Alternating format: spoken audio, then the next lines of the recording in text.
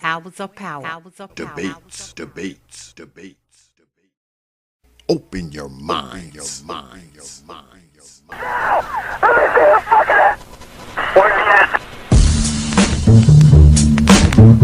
of power. Hours of power. Hours of power. And so a community is where you control your police, you control your commerce, you control your education, you control your house. We don't control none of that. We live in a hood. Huh? Well, what about the Negroes that get out? Oh, well, see, my cousin, they say he's a multi-millionaire, almost got $1 billion. Three PhDs, working on 2 more. Driving down the street in Chicago in his Rolls Royce, enjoying himself, and he hear these sirens and look through the mirror and see this cop car flashing lights. He squeezed the steering wheel, man. Heart beats fast. Because he knows the price of a Negro, what it could be. And then when that cop car passed him by, he said, thank God he wasn't after you in the first place, Bob. That Negro thing you can't get away from. It's universal. They wasn't coming after you with all your millions, with your Rolls Royce, with your PhD. Didn't help. That's the hood. Huh? Why do you think you never pick up the paper till you read over and over and see white families? You think of the thousands of black cops in America. Why don't you see white families crying as black cops shot my loved one 42 times in the back of the head? Why do you think black cops are better? You think they're more spiritual? Think they're better? No! They got enough sense to know that white folks ain't gonna tolerate it. And I will stop in our neighborhood when we decide we will not tolerate it. Now, if we was organized, which is hard to organize people who are just gonna run crazy and you don't know you're crazy. But if we were, with the money we have, and the many people who would come to our aid that don't know what it's like to be a Negro, and we said, if we said, look, we saying, if we don't get a federal law to deal with police brutality, that anytime a cop or anybody carry a gun, have to have a license just like you used to drive a car. And if you use it wrong, then you lose your license. And if it's upheld, you can never work again as a cop or a store guard or a private detective. How do you get Congress to protect you? Well, you take your economic power and you call on your friends, black, white, young and old, and say, this coming Christmas, if we don't have a federal law to outlaw police brutality by law, if we call them for a nationwide boycott of Christmas and it start on Thanksgiving. Well, let me tell you what that means. 79% of all retail in America happens between Thanksgiving and Christmas. People stay in business all year, lose money just for Christmas, huh? Well, what happens now? Flagstaff Avenue, Toys R Us, Sears and Roebuck, Westinghouse. They will get the bill, and all they got to do is make one phone call and say, Harry, that's the senator, I want that bill pushed through in 3 days.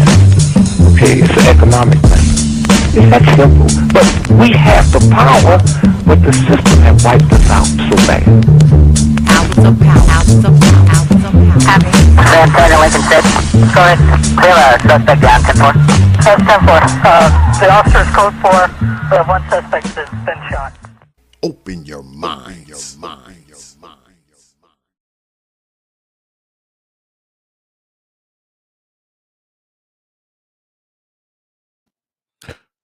And we are back.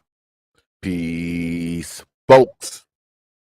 Welcome back to another edition of the Proper Thought series right here on the old T.P.O.T YouTube page. I'm your host, X, of course, but you knew that already. That's why y'all black asses are here.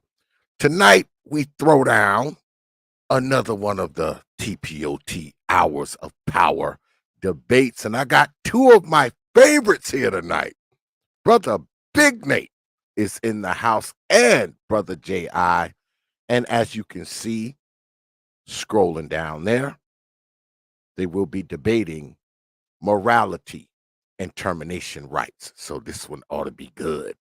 But before we get started, like always, I have to thank you, good folks, man, for your likes, your shares, your views, your subs, and of course, your hard-earned pennies, nickels, dimes, quarters, and 50-cent pieces.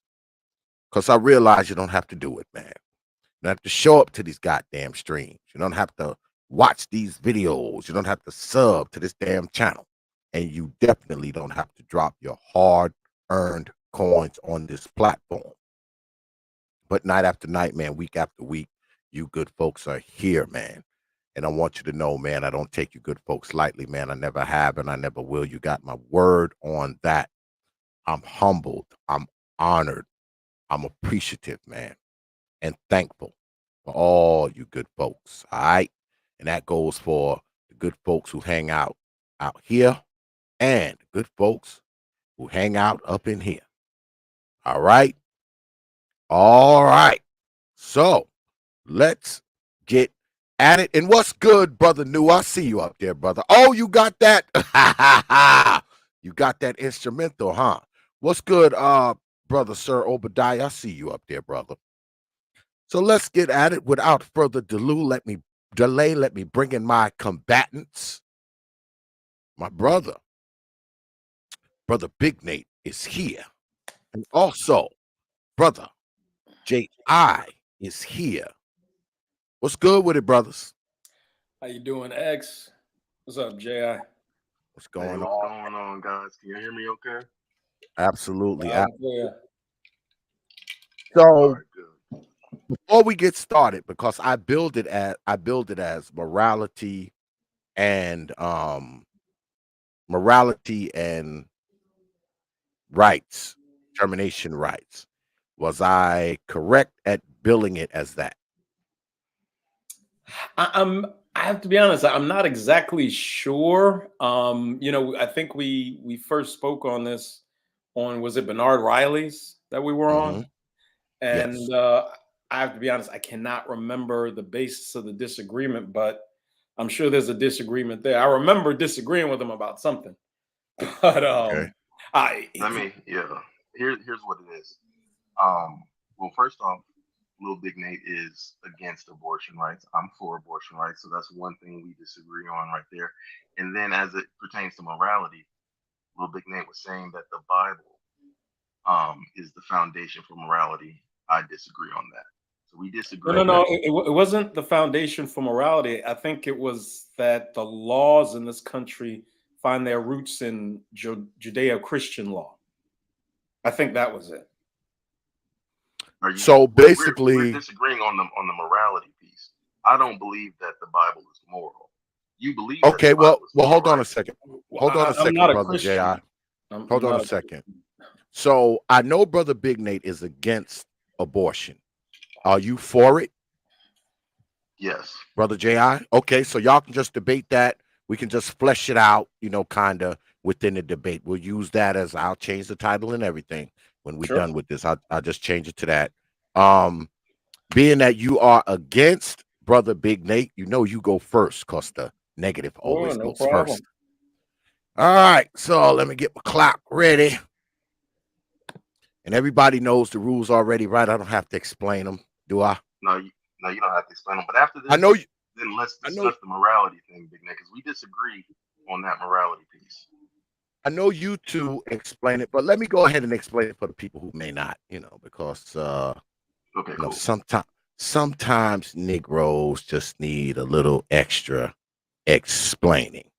Not that I'm saying they're stupid, but I'm saying they're stupid enough to need extra explaining. So this is how we do it, good folk. We start off 7 minutes, opening statements, right? The negative goes first, the affirmative goes next. Then we go into something called rebuttal rounds. We do 2 rounds of rebuttal, 5 minutes per debater. After the rebuttal stage is over, we go into something for rapid fire. In rapid fire, there is no clock, there's no me, there's no nothing. The brothers go mano-y-mano. I let them have at it 10, 15, 20 minutes, whatever, I think is good. And then after that, we go into closing statements. And in closing statements, the affirmative goes first, then the negative goes, then we go to the polls. All right? All right. Now, before we get started, this is something else. I hate that I have to do all the goddamn time with grown-ass people. Okay? Please, do not disrespect my guests because I don't take that lightly. Do not disrespect me because I definitely don't take that lightly. The last person who came in my house and disrespected, this is what happened. What in the fuck? Oh, that's a grab? Okay. And then there's this. T.P.O.T. Respectable. Making sure my chat room stays respectable. Oh, yeah. He's watching you, Negroes. He's going up and down. He'll be checking that chat room all night.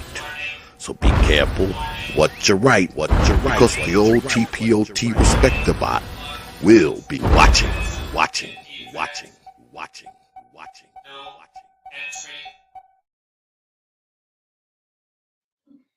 All right.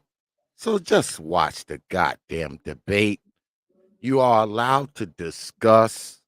You are allowed to disagree. But you will not, and I repeat, you will not disrespect. All right? All right. So, Brother Big Nate, 7 minutes on the clock. My brother, opening statements. Pull the trigger. All right. Well, again, I appreciate you having me up, Brother Xavier and J.I. I think it's pretty simple. You look at the deterioration of our society, not just morally, but culturally. The sanctity of life protects all of us.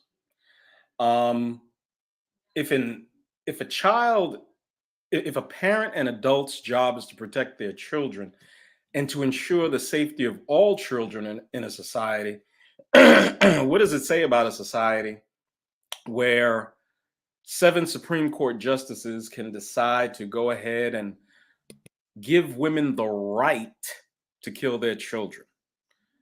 I don't know where that right is delineated anywhere in the preamble to the Constitution or the Constitution itself. The Constitution promises life, liberty, and the pursuit of happiness. It promises life. All living creatures, human beings, have the right to their lives and to pursue whatever they feel make them happy, as long as it doesn't infringe on the rights of others. Also, we have to consider the damage done to the women who participated. You'll wonder why so many modern Western women are so callous, so full of hatred, so nasty, so abusive. I believe a lot of that has to do with how easily they decide to abort their children. They terminate the lives of their children through convenience or because of convenience. It's inconvenient that I be pregnant right now. It's inconvenient that this particular guy got me pregnant, if they know who in fact got them pregnant at all. The callousness of a woman who would terminate her child because of inconvenience, it should send a message to any man considering any type of relationship or any kind of interaction with her that you really don't stand a chance. It speaks to the lack of civility of a society when it doesn't protect its children. And when we look at this situation, as you can imagine, I'm very pleased at the recent alleged reversal of the Roe versus Wade decision by the Supreme Court. 5 justices, all appointed by Republicans. I believe Roberts, Amy Conant Barrett, Thomas, Kavanaugh, and there's one more. Forgot his name. I think I said Roberts. And Alito, my apologies. He wrote the deciding decision. Well, he wrote the decision representing those wanting to overturn it. And I also have to tip my hat to Republican legislatures all across the country. There are 6 states right now that only have 1 abortion clinic. Abortion clinics have been reduced by 75%. Back in the 90s, there were approximately 2,000 abortion clinics in America. Today, there's less than 500. Also, we've had quite an effect on the culture itself as conservatives, Republicans who are in this fight. There's been a 20% reduction in abortion from 2011 to 2019, and that reduction persists. Black women in particular used to, in the 80s, get 500,000 abortions a year. That number's been cut in half to approximately around 250, 260,000. I often say for my channel that a lot of these women, they're so callous and so uncaring. They give more consideration to the shoes that they throw away than whether or not they'll terminate the life of a child that's in their womb. My biggest issue with abortion is the fact that it offers women an easy out for their irresponsibility. It gives them the ability to be as reckless and irresponsible with their lives as they want to, while simultaneously claiming independence, being dependent on favorable laws to get them out of their situations, whether it's welfare or abortion. In my opinion, a civilized society doesn't give people absolution from their misdeeds. It just doesn't. It's important that we set an example for our children. It's important if you're going to get modern American women to any place closely resembling someone who could end up somebody's wife one day, to rid this country of all their opportunities to avoid the consequences of their behavior. Men don't have such a luxury. We don't have the ability to evade the consequences of our behavior. We're held accountable at every step, federal, state, you name it, doesn't matter where. We're held accountable, and it's time all adults be held accountable for their decisions, including women, especially if women are going to insist that they are independent, that they are autonomous, and that no man can tell them what to do. That's fine. That's fine. It's time to take away their ability to be irresponsible. It's time to take away their ability to evade the consequences of their actions. And I look forward to where we're moving this country culturally. I know things seem bad, social media exacerbates all bad things. You begin to think that all women everywhere participating in this stuff. I think we're really beginning to affect the dialogue in this country, and Mr. Samuels was evidence of that.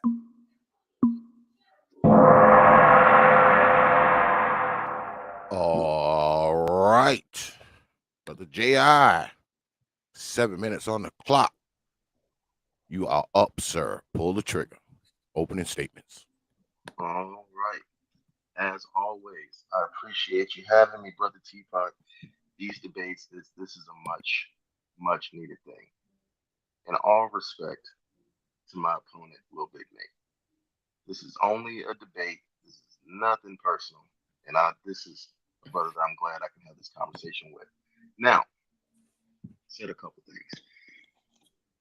My opponent appears to be coming from some type of moral high ground, okay? Because he keeps saying that these things are wrong from a moral standpoint. So let me read just what exactly is morality. All right, give me 1 second. Morality is principles concerning the distinction between right and wrong or good and bad behavior. Okay? Principles concerning the distinction between right and wrong or good and bad behavior. Morality is extremely subjective, and I have to bring up morality because morality is the linchpin upon which he hangs his argument. He's saying that it is immoral to kill children. That's the linchpin of his argument. It's the emotional appeal that he's using to try and emotionally sway people to that line of thinking, to his side. Everybody does it. You appeal to emotion. It's pretty much debate 101. Okay. I would argue that if we look at the Bible, which most people, okay, tend to draw their moral leanings from, most people in America would call themselves Christian or at least say that they have Judeo-Christian values and draw their morality from the Bible. I'm going to read 2 Kings chapter 2, verses 23 and 24. It says, "And he went up from thence unto Bethel. And as he was going up by the way, there came forth little children out of the city and mocked him, and said unto him, Go up, thou bald head, go up, thou bald head. And he turned back and looked on them and cursed them in the name of the Lord. And there came forth 2 she bears out of the woods, and tear 42 children of them." This is a passage from the Bible that many of you are not familiar, maybe because many people have not read the Bible. A prophet was made fun of, and he got roasted up. The prophet cursed him, and God killed 42 children for making fun of his mans. Now, this is the same God that people would draw their moral leanings from. Same God. Okay? So if a woman wants to have an abortion and kill an unwanted child, I believe that that is her choice. Okay? And I do not believe that a woman's choice should be taken away from her. Now, we all know me as what? Mr. Financial Abortion. But I do not hang my hat on the equality of wanting to take away their rights. I've always said the opposite. I want men to be given the same rights, which is the right to choose after conception. So I do not wish to take away women's rights just because of this. Okay? So if we are going to say that men are held accountable, women need to be held accountable, well, I agree with that. But he is conflating welfare, okay, and abortion rights. These are two different things. Welfare is a completely separate issue, and I believe that needs to be reformed as well. Yes, it is unjust. Yes, it is unfair. But that does not mean that we need to take away abortion rights. It means we need to take away the welfare. If a woman has a child, she should have to fend for it for herself. That needs to be adjusted. Women get more these social programs because they usually, they have children more, and that's just the way our society has been slanted. Those things need to be fixed. But that has nothing to do with the rights over her body. I would not conflate those, and I would caution the audience about conflating these two things. Okay? He makes the distinction between behavior and says that they have bad behavior because they're able to just kill their children. These are two separate things. Women have Hold on, bad brother. behavior. Brother J.I. Brother J.I., the Yep. audience is saying that you're kind of low, man. So you might have to turn your mic up just a little bit, brother. Don't worry, I stopped the clock, so the clock ain't running. You might have to turn your mic up just a Okay. little bit. All right? Hold on. Is it any better now? Let Yeah, me it's a know, little better. X. A little better. A little better. It's a little better? Yeah. All right. You ready? Yeah, go Let ahead. me know when you're ready. I'll start the clock. You ready? Yeah, go ahead. All right. All right. Sorry about that, Joe. Last thing I was saying was he conflated the bad behavior with the being able to kill children. These are two separate things. People have bad behavior, that's one thing. It doesn't mean that we should strip away their autonomous rights. Okay, they should still have the rights to do what they wish with their body. Now, unfortunately, or fortunately, just by biology, a child is housed in a woman's womb. And I believe up until the child's born, she should have the right over what happens to her body. It's still her body. Okay? All this when life starts and everything, everybody has their opinions on that. But again, you cannot be drawing your moral compass of this being wrong. It can't have anything to do with the Bible. Okay? Because God has no problem killing children. And I know this because in Malachi 3:6, he says, "For I am the Lord, I change not. Therefore, ye sons of Jacob are not consumed." Okay? This is telling you that he's the same if you believe in the Bible. And that is where most people are drawing their moral argument for something being right or wrong. You cannot be using the Bible as any kind of reason that abortion is wrong. God has no problem killing children. I'll read 1 Samuel 15, chapter 15, verse 3. It says, "Now go and smite Amalek and utterly destroy all that they have, and spare them not, but slay both man and woman, infant and suckling, ox and sheep, camel and ass." This is God telling his people to go and slaughter men, women, and children. God does not have any issue killing children. So the moral argument cannot come from the Bible or Judeo-Christian values, because God has no problems killing children at all. Okay? So I would like to know where this moral issue comes in from for abortion to be wrong. We cannot say that it's wrong. At best, you can just say that you disagree with it, but you cannot make the moral argument that it's wrong. All right. All right. Now we enter into the rebuttal round. Go ahead and get the clock right. Brother Big Day. Yes, sir. 5 minutes on the clock. You are up, sir. Pull the trigger. This is the rebuttal round. Well, it appears, in all due respect, J.I., that J.I. is having a debate with himself. The word morality never once came out of my mouth. I am also not a Christian, so I don't know why he's quoting Bible verses to me. This doesn't make any sense. I said abortion demonstrates a lack of civility in a society. Please debate with me, J.I., not with yourself, because that's what you're doing. You came here prepared to do something, and even though nothing I've said would lead that to be your response to me, it doesn't make any sense. The word morality never once came out of my mouth in my opening statement. Not once. Now, I don't know. First of all, let me address the issue you said, how welfare and abortion are two separate issues. I already draw a line between the two, connecting them. They both allow women, and it absolves them, these two situations in our country absolve women of their responsibility. So they are related, J.I., number one. Number two, you might not want to compare ratchet, irresponsible women to God. Let me show you how you did that. You say God kills children. Yes, he's the author of life. He gives life and he takes it away. Yes, acts of God take the lives of children. Absolutely. None of us know when our time is up.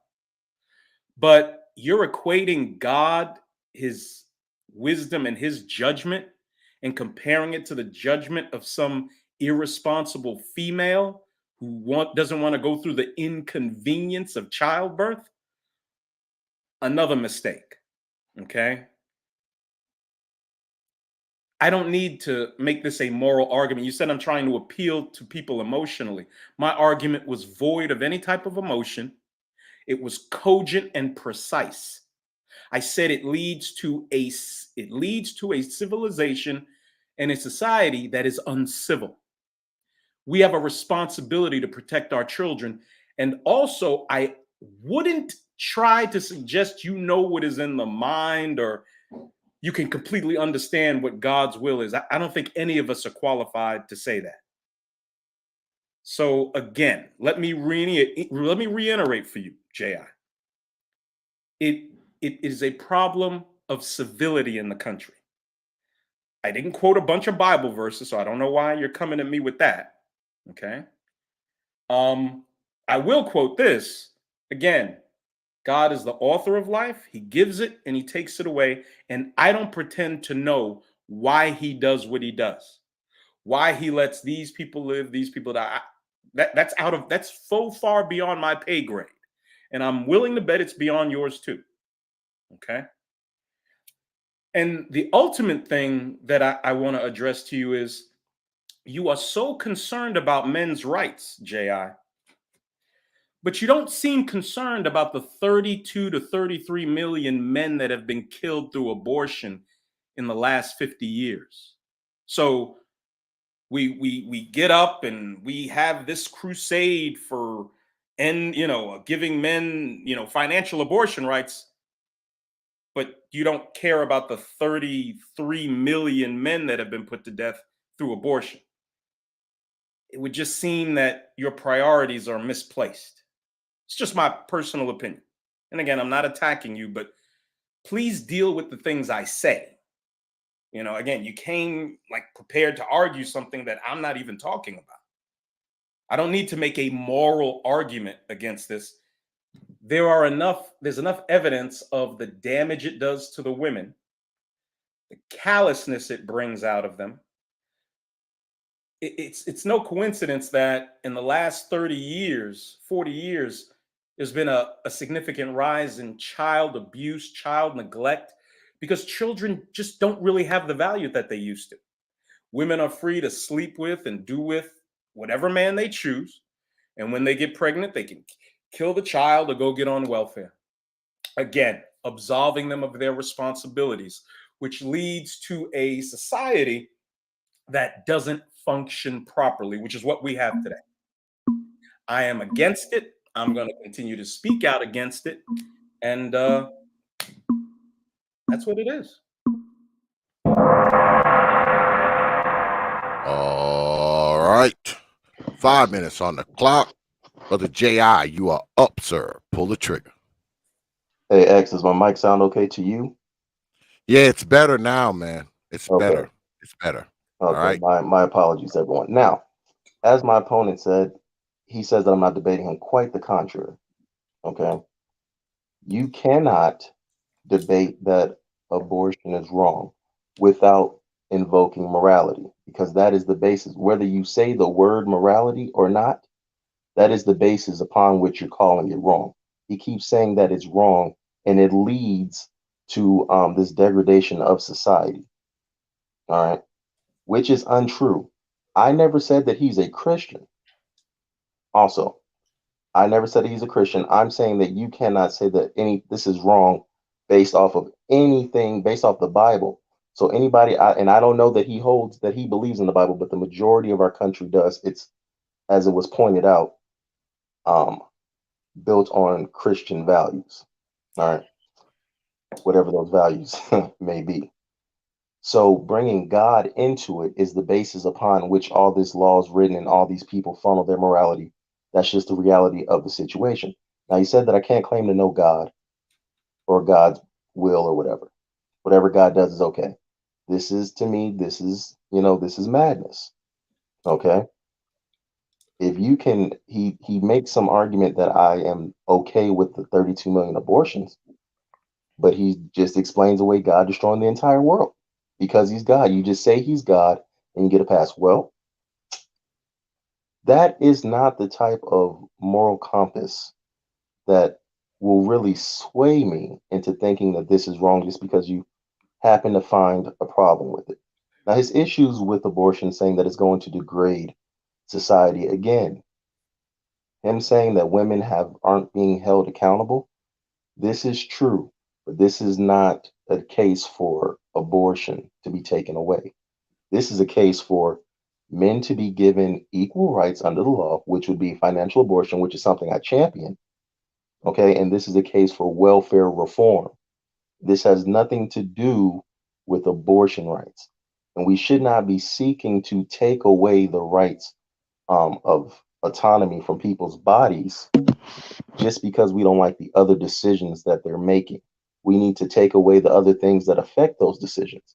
Hence, welfare reform has nothing to do with abortion. A woman wants to have a million abortions or use abortion like birth control. That's her business. Why? Because that's her body. Okay. I don't even necessarily agree with it or think that it's good for her, but I'm for her having the right to do it because I'm for men having financial abortion rights and I'm for people having the right to decide their own fate. Okay, make those decisions post conception, which is what I have a track record of saying. Okay, now he keeps also bringing up that society is going to degrade. All that is a matter of opinion. It's highly subjective. Okay, but I don't believe that forcing women to have these children that they don't want is going to make society any better. It's not. It's going to lead to a lot of coat hanger alley abortions and all that foolishness that happened before. We already know on this in this space how easy it is for them to get out of parenting. Even if you force them to have the kid, all it's going to do is make more women give the kid up. All right, they're just going to give these children away. These children are still going to be unwanted. They're still going to become burdens of the state. I would rather them just be ended personally. A lot of people don't have the guts to just say it like that, but it is what it is. I don't care. All right, I would rather that child just be done before it's even born. It's not even born. Just get rid of it. It's already unwanted. It's already going to be unloved. This, to me, it seems like you're trying to force women to have these kids that are unwanted as some kind of punishment. And I don't believe or agree with that. I believe that if anything, the punishment should be them not being able to draw upon any type of government assistance, which is again welfare reform, which we do actually agree with. So that's not even a topic of discussion really. But it has nothing to do with the abortion rights. We cannot start infringing upon other rights just because we think it'll help in one area that's uncorrelated. Okay, and again, this bad behavior thing, people are gonna listen, people are free to have whatever behavior they want. It's their business. But where it becomes unfair is when men don't have those equal rights and equal protections. The only thing I want is for men to be able to have the right afterwards. And actually, women losing their abortion rights would hurt my argument of men having financial abortion rights, which is a place in society that I do. All right. This is going to be our final rebuttal round. Brother Big Nate, 5 minutes on the clock. You are up, sir. Pull the trigger. All right. So I don't believe you adequately dealt with the fact that you're concerned about men's rights to absolve themselves of financial responsibility, but you have no problem with the fact that there are over 30 million dead men from abortion. Again, I didn't complete college. Maybe I just need a little assistance. Help me out with that. And you talk about a woman's body. What about the body of the child that's in that woman? Where do their rights, where do their privileges begin and end? And since you can't define when life begins, I would think in the case of an issue like murder, you'd want to err on the side of life. Since, again, you're not in a position to say when life begins. Wouldn't the civil thing be to say that it begins after conception? And that woman's job is to protect and get that baby to term. A woman's right. Explain to me where the right to kill your child is in the Constitution or any other doctrine in any other country. Help me understand that. You keep talking about a woman's right to do with her body what she wants. Her rights to her body end when she decided and volunteered and elected to let her body give birth to another. These aren't difficult questions to deal with. I mean, you really have to do some serious mental gymnastics to avoid the issues I'm talking about. Again, so concerned about the rights of the financial rights of men, but not the lives of men. I don't understand. So concerned about the autonomous right of a woman to do what she wants with her body, but then no concern over the body of the human being that's growing inside of her, who has a heartbeat usually after 6 weeks. And I believe after 12 weeks, it's reported can feel pain. No concern for them. It's difficult to argue these issues, with someone that I think is somewhat nihilistic in their view of the world and how things work. I'm not trying to convince anybody of anything. I'm here representing what I believe, what I've done ever since I came to the manosphere. When I came to the space, nobody was talking about abortion that I know of. Nobody. And I would get on panels and I would force the issue so it can be dealt with, because I know the effect that it's had on our country and the Black community in particular. It's not just me who believes that. What chance do you stand as a man with a woman that will use abortion as a form of contraception? I believe it was Nick Taylor, and if I'm wrong, forgive me. He showed a picture on his community tab of a woman who was laying in what appeared to be a hospital bed. And the caption read, "Having my 7th abortion." 7th abortion. Wow. I don't know what you're supposed to do with a group of women who believe like this. How do you marry a woman who, if you get her pregnant, believes she has the right to kill your baby and you have no say in the matter? None at all.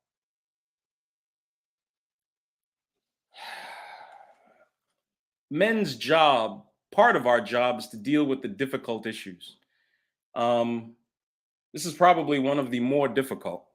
Not for me, really, because life is life. And I I tell my own story about abortion when my, at the time, girlfriend, she later became my wife, told me she was pregnant with my son. And my first reaction was to say, well, I can pay for an abortion. I think they're like $300. I've told this story several times on my channel. And I thank God that I didn't do it, because my conscience, as soon as I said it, I saw her face. I saw how her countenance dropped, her attitude changed. And then after 60 seconds of me beating the living shit out of myself, subconsciously, I ended up making the right decision, and I got my beautiful son today. And shout out to brother Big J with the $20 super chat. I appreciate that, brother Big J. I'll do a coin drop, man, once we get cleared of everything. All right. So I owe you a coin drop, brother Big J. He says, Big Nate, stop the cap. People have been talking about abortion before you got here. Well, I guess we can get into that later, but I owe you a coin drop. All right. All right. 5 minutes on the clock. Brother J.I., you are up, sir. Pull the trigger. All right. And we'll certainly. Oh, the clock start? Okay. Yeah. Okay. Yeah. So the shout out to the guy who dropped the super chat. I've been talking about abortion, as you know, Little Big Nate, but I do talk about it from a financial abortion point of view. So, that's that. So I guess there's a distinction there. So I have no arguing with you there. The 7 abortion posts. Listen, Exodus 13 and 15. And it came to pass, when Pharaoh would hardly let us go, that the Lord slew all the firstborn in the land of Egypt, both the firstborn of man and the firstborn of beast. Come on. We cannot have this selective moral compass and just say if God does it, then he works in mysterious ways. He can just do whatever. See, that's ridiculous to me. No matter how many abortions a woman has, she's got nothing on God. I can't hear these moral arguments, and they are moral arguments, because when you say something is right or wrong, you're making a moral judgment. That's a fact. That is a fact. You're making a moral judgment saying you don't understand how a woman can have 7 abortions and she's a monster for doing it. That is a moral judgment. Okay? That is a fact. So I can't hear the hypocrisy when we can just say, oh, God's different, blah, blah, blah. No, it's ridiculous to me. Now, moving on from that, call me nihilistic. We can get into that during our back and forth. I think that'll make for a good discussion. I don't consider myself nihilistic, though. This suffering that he's talking about, how can you tell when life starts? He says that you can't say when life begins. Well, if we can't say when life begins, then that means you can't say when life begins. It's subjective. I mean, people put this imagined value on life, but it's subjective. You can't. There are people who believe animals' lives are sacred, but we kill and slaughter animals to satiate our own hunger and desire. There are children who starve to death every day. Used to have these commercials, feed the children. I don't watch TV anymore, but I don't know if they still play them. You can literally see children starve. You can see their ribs. You can see their ribs, and I see all their suffering. Since we want to talk about right and wrong, and people have less issues with that.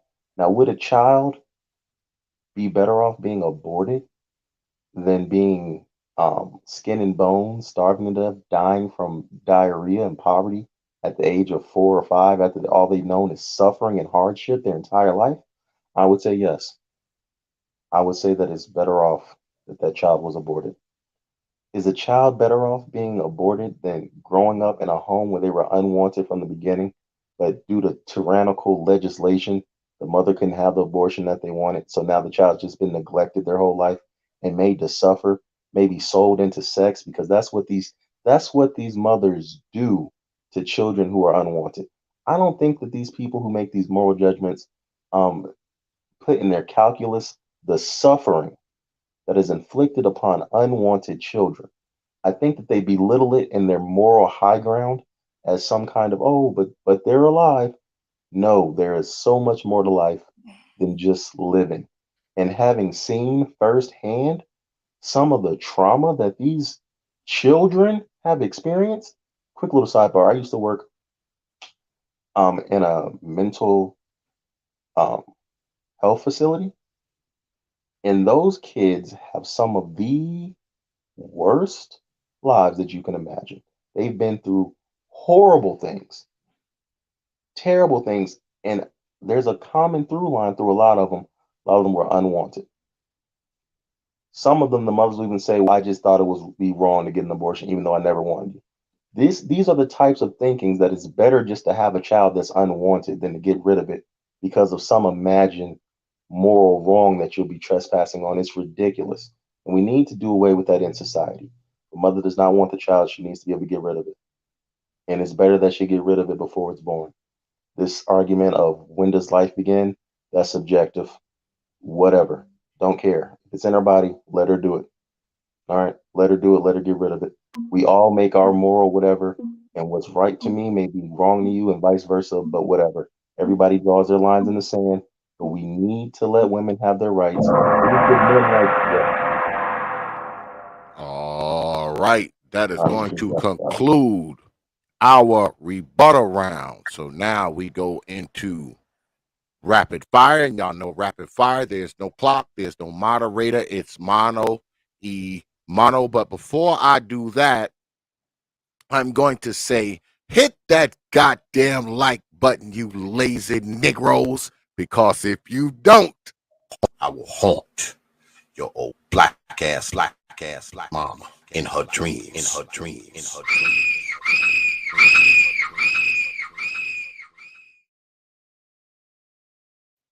Don't make me do it. And shout out to brother Big J, man, for that coin drop, my brother. You get this. Uh-oh. A big coin drop on the platform. Appreciate that, brother Big J. So we left off with brother J.I., so we pick it back up with brother Big Nate. Pull the trigger, brother Big Nate. This is rapid fire. Yeah, I wonder all the children you talk about and all the immense suffering and how it. Notice the words J.I. uses. Get rid of it. Notice his game of semantics. He can't even these abortion rights advocates can't even say kill the child. Why don't you simply say what it is? Say what is taking place. Get rid of it. No, say kill the child. Have the courage and the balls to let that come out of your mouth so it can reverberate, people can hear it. And at least I can respect that then. Because some people do Say it. not agree that if it's not born, that it is a child. Some If people it's do not not born, agree it's not that a if it's child. not born yet, at month 1, at month 2, at month 3, some people do not agree that it is a child. That's why people say things like it. People, no. You said it. Get I rid I, of I it. just I I just wonder, told Ji, you how many of I those just told suffering you why. children, I wonder how many of those suffering children, if asked, would prefer to have gotten rid of. How many do you think would have preferred to I've gotten I've rid of? I've heard them say that they wish they had. I've heard, How many children have you heard say, "I wish my mom would have killed me"? well, less than 10, but more Hmm. than 5. And Wow, I will say wow. I work in an extreme environment, So so give that women the that's right not a to conversation terminate that most people are 65 gonna have million children. probably. Gotcha. That makes sense. Little big. Now, I have no problem with saying let them kill their kids. I have Well, no then say problem saying it. that. Say it. I And just said it. stop saying it. Let them kill their kids. Terrific. All Terrific. right. That at least that I can Let them respect. have abortions. At least that I can respect. Yeah. Kill their kids. Terrific. Thank Now, God. will you People also people that concede? think Now, like will you Jay. also concede that some people do not view them as kids I don't at care month how they 1, view month them. 2, month Some 3? people think it's I okay know to you rape don't women. care, but will Some you people agree think that it's some okay to people don't see molest them that children. way? I don't care what they think. Well, And I'm curious, Ji, why do you keep talking about? Well, not keep talking about. You brought it up once. These back alley abortions and things of that nature. California will never get rid of abortion. New York State will never get rid of abortion. You mean to tell me these women would rather take a coat hanger and shove it up into their birth canal to be than fair, I only brought that up hop once. on a plane or a bus or rent a car and go to a state that has abortion legal? To be fair, I only brought that up once. Number one, so it wasn't I just said you a brought it big up once. linchpin. I I just know, said I you brought know. it up once. We agree there, and yes, it will happen because there are still people who won't be able to afford to Well, those make women their deserve raise what their. happens to them. You said they deserve. Not only are you a murderer, you're too lazy to go get the abortion done in a safe way at an abortion clinic. So whatever Listen, happens to her there happens. are some people who think that's murder. There are some people think if you kill somebody, it's murder. If you put war on it, people don't care about it. It makes it okay. Listen, No, there are there plenty of are. people that are against war. There are I entire know, movements that but are there are against some war. people who justify it by calling it war, and they don't view killing someone and killing somebody under war. They view it as two different things. You know exactly what I'm You're saying. equating So I'm grown saying enemy people's morality. combatants with weapons to a helpless child in a woman's No, womb. Do no, you see no, how no, no. ridiculous this is? There are many innocent bystanders. They call them Yeah, there are collateral damage. civilians that are They're killed. You're called right, and collateral it's damage. They have wrong, nothing to do with it, and and they get it's killed wrong. anyway. People What? have been convicted for war crimes and executed over the killing of That is civilians. only the people that are found doing it in such an egregious manner it can't be defended. But the bystanders that died just because they were wrong place, wrong time when a bomb went off, they're just with the wrong place, wrong time. Nobody gets punished for that. And there are people who harp, just like you harp on abortion, there are people who feel the same way about war. And they make the same arguments that you make about life being precious and about children dying, because that's what happens in war. But people don't Awesome. have that type of same energy for it. It's selective outrage, is what it is. No, it's not That's why we're selective debating it. Yes, outrage. it is. It's No, it's selective. not. Plenty of It people is. are outraged by war. Plenty of people are outraged by I senseless don't I death. don't hear you being outraged by war. You haven't listened to me close enough. Are you outraged by the do you I've feel as said strongly about repeatedly. war as you do I about know. this No, I'm abortion going to thing? clear it up for you right now. Clear it I up. left the Republican Party in early 2000s because of the way Republicans handled this war on terror. I've said that repeatedly. Why I'm not a Republican. I've said that on Obsidian's show. I've said it on my show. Are I've you said it against several war, or times. were you against how they went about it?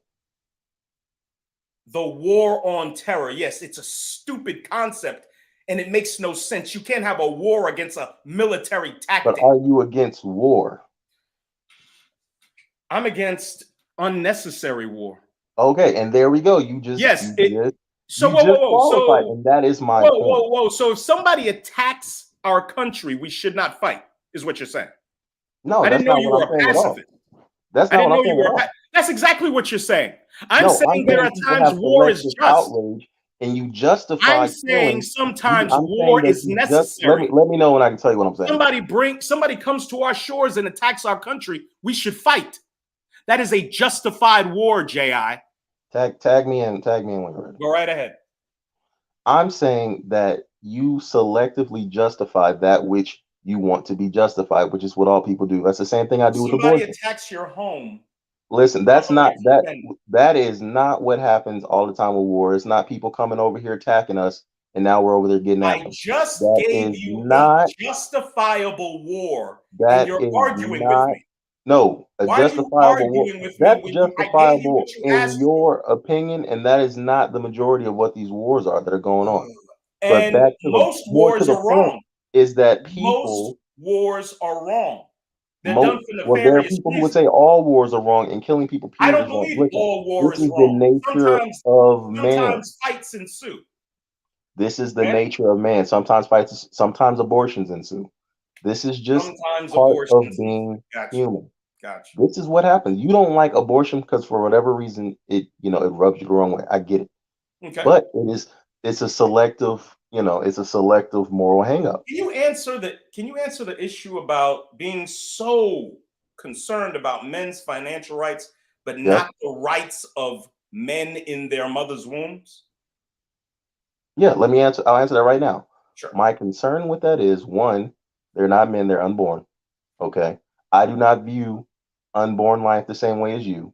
Okay. I understand that you, from the moment of conception, you view it as the same as them being a full-fledged adult. I get that. That's how you view life. I can't take that away from you. That's how you feel. I don't feel the same way about that. Are you for That's late how term I abortion? separate it. So let me hold on. I'm answering it. Okay, good. So when I see men suffering in real time because of decisions where this law is unequal against them, when the woman had the right to opt out, but a man never had the right. A woman can go leave the child at the fire steps if she wants to. Nothing happens, but a man doesn't get that right. I see the inequity in it. I've spoken to men who've been broken by this system. Most don't care about the trials of men because most people believe that men are just supposed to suffer and bear it. But I disagree with that, and that's why I speak out against it. That's the answer. What you're advocating for just leads to a society that just continues to be more and more and more irresponsible. You give men their easy way out. Women have an easy way out of their responsibilities. Let's go take men who are supposed to be responsible by nature. We're responsible for the women in our lives, the children in our lives. We're responsible for running our civilization. And let's make men irresponsible too. It's a very slippery slope you're headed down, J.I., and it's just going to lead to a worthless society nobody wants to live in. But hey, women will get to put their babies in ninja blenders. Great. Tag me in. Tag me back. Go right ahead. All right. One, that you keep saying these things, these are your opinions. All right. Listen, you have to understand that with every new progressive step in society, there are people who said the exact same thing that you just said. Oh, society's going to go to hell. Oh, society, whatever. And in some ways, it changes depending upon your perception. It does. But that is what it is. There are things that we disagree on, but I am for the equality, okay, in the law of both men and women, men having financial abortion rights and women having their abortion rights. And here's how it would fix society. See, society's broken now because we do not have true equality of the law. All right, we still have these laws that are favoring women as if women are these damsels in distress in times of, oh, they can't work. Because society refuses, or patriarchal society refuses to truly treat women as equal, because they see still these gender roles that are ingrained in them from all this indoctrination. All right, no matter what goes on, no matter what steps we take, it's going to take a long time before we really undo these deep rooted gender roles that we have within us. But our society would be a whole lot better if the laws were just equal. It's not You destroyed never because of answered my abortion. question. It's destroyed because the court systems break men and are unfair. If it were fair and equal, we wouldn't have these issues. It has nothing to do with abortion. J.I., you never answered my question. What's the question I didn't answer? Are you for late term abortion? Are you for abortion up to the day before the baby's due? Yes or no? Am I for late term abortion? Are Just you for abortion give it up to 'em. to the day before the baby's due? Let them have it. Let Wow. them have it. A completely viable human being that could survive independent of its mother. Listen. And you're for that too. Wow. Okay. Listen. That would be the ultimate extreme. Okay, and I understand that's what we're doing in this debate. But We're taking it. I appreciate you being honest. Yeah, we're I taking it appreciate you to being the honest. ultimate extreme. I listen. I don't want that to happen. But I wouldn't make it illegal for it to happen. J.I. Why do you care? It's not a human being anyway till it's born, according to you. According to you, J.I., it's not even a human being till it's born, sir. So you should. Why was there the moral hesitation? And then you ultimately said, "Well, yeah, let him have it. Let him have There it." is no moral hesitation. It's Yes, because there we're was. splitting. That's exactly what that was, J.I. Listen, no, we're splitting hairs here. No, we're not. No, we're not, sir. You tag me and I'll let you know after how we're struggling splitting with hairs. it, you said you're for No, you tag abortion me up in to and the I'll let you day know the how we're baby's splitting due. hairs. Cool. Tag me in. It's all you. All right. Now listen. I am there's a difference between what I would see be legal and what I personally think is right and wrong. Now, people have trouble distinguishing that because people like to keep things simple. Either you're good or you're bad. Either you're evil or you're a saint. People have difficulties understanding the nuances of things. So when you say that, do I think whatever, blah blah blah, whatever? Yeah, I think they should have the right, but personally, I wouldn't want them to do it. Personally, that's a little for my personal, little Okay. moral compass, whatever. That's a little too late, but I will let it be legal because I understand, in my opinion, what is a bigger concern, which is the autonomy over someone's body. And it Well, gets difficult to draw that line as it goes down. So I'm just the person that I'm just going to be on the other extreme of it let because me ask you this. You said right and wrong. You literally just said the words right and wrong. What I think is right and wrong. Can you describe to me how you determine what is right and wrong, J.I.? it's personally subjective. Personally subjective. Yes. So you conceivably Listen, right and wrong somebody is a whoa. personally subjective thing. Conceivably somebody putting a gun in your mouth and pulling the trigger isn't necessarily wrong. Listen, if you want to be real, there is no such thing as right and wrong in the world from an objective You standpoint. just said right and what No, you listen. deem right or wrong. Tag me Those were in your tag me in words. when you're ready, and I'm explaining. Bro, those were your words. Tag me in when you're ready, and I'm going to explain it. Go right ahead.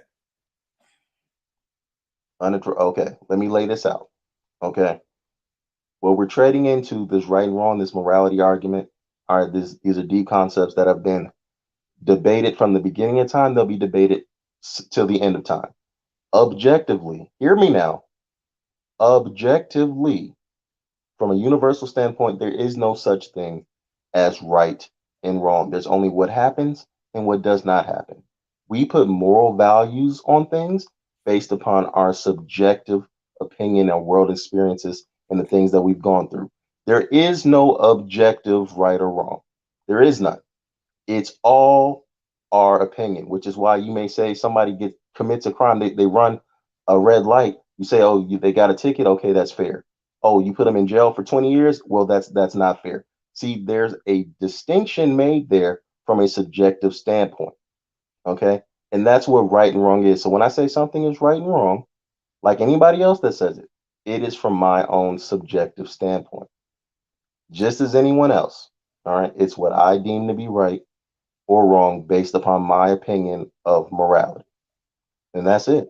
And thank God that your way of thinking it's not exclusive to most people. Most people agree on what right and wrong is in most cases. No. Because most In people will change most it based upon what cases suits in them. society, murder is wrong. Taking things that don't belong to you is wrong.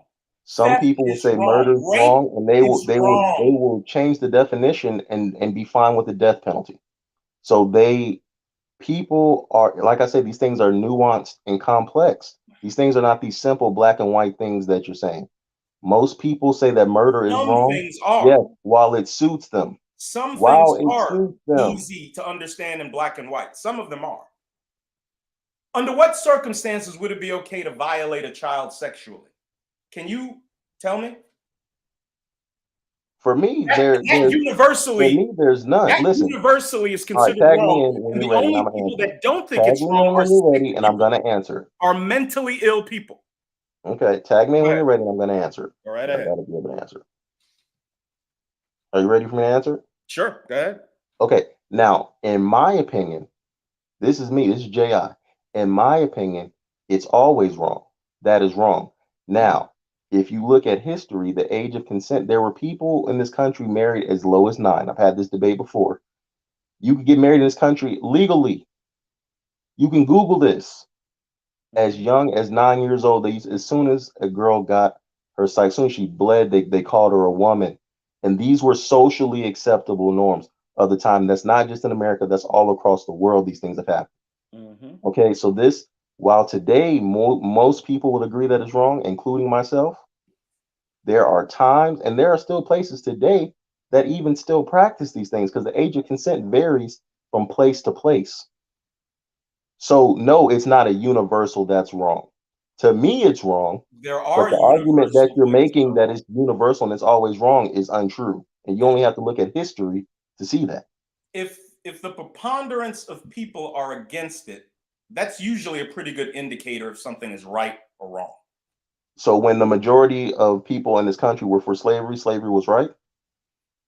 I don't know. There was a time that the majority of people in this country were for slavery. If the majority of the people in the South were for slavery, you just said if the majority of people like are for something, 14% it's of right. whites in the South So had let slaves. me ask you, if the majority of the people in the South were for slavery, did that make it right? Yeah, that's yes or no.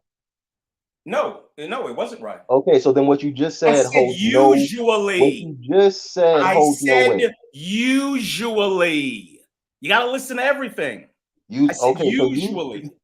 A preponderance of the people on one side or another will determine if it's right or wrong. So that means when it serves you, okay, and when it doesn't, then no.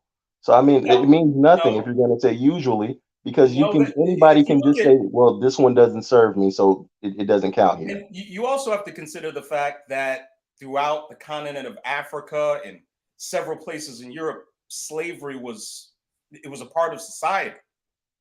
It was just. So was it right or wrong? That means it was commonly accepted. So a little bit, was it right or wrong? Because it was commonly accepted. It was as you wrong just said, it was a part of society. But those societies, that's how they functioned at the time. And society. So was it right or wrong, little big Nate? Was it right or wrong?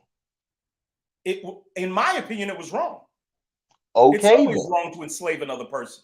Okay, then. So but I also understand that people determine what right and wrong is based upon the behavior of the group and time period which they find. There is no objective for it. I also understand that societies have vigorous debates about what's right and wrong, and they evolve toward hopefully a better union. That's why this country got rid of slavery and segregation and other things that weren't in the country's interest. That has nothing to do with anything. What you just said was true. People in a given group decide what's right and wrong in that given group, which is why you can go from different states. There's some things that are legal in one state. You can drive 30 minutes across the border. That same thing will be illegal in another state. You're trying to make right and wrong as if it's this thing that's clear for everyone to see, and it's subjective. You don't want to admit that it's subjective. It's not. There are issues where it is clear.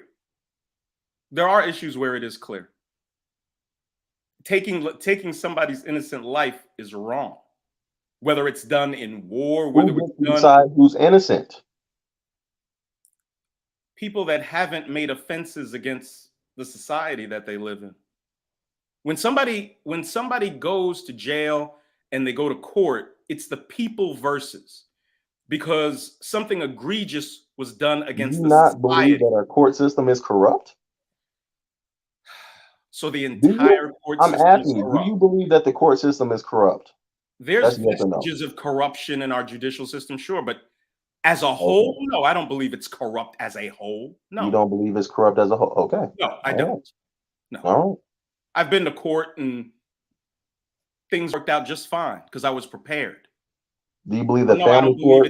it's Do you just believe that thoroughly family corrupt. court No. is fair and just as a whole?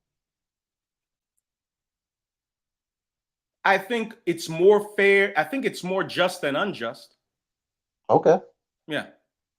All right. I I think respect our you for system saying is that. more just than unjust. I respect you for saying that. Okay. All right. But Oh, let me ask you a question. When I can. Can I? Okay. yeah, go You ahead. said that you thought I'm nihilist. So I want to know first, how do you define nihilism, and what made you believe that I was nihilist? Nihilism is believing that there's no hope for tomorrow, basically. Things are doomed, and um, there isn't much meaning to life. There's no clear definition or reasoning for why things happen. And not being able to see that taking an unborn child's life is wrong, in my opinion, is evidence of somebody who's a nihilist. Do you eat meat, little Big Nate? Yes, sir, I do. There would be some people, and I've had conversations with them. I have these conversations that we have. I have them like with people in real life.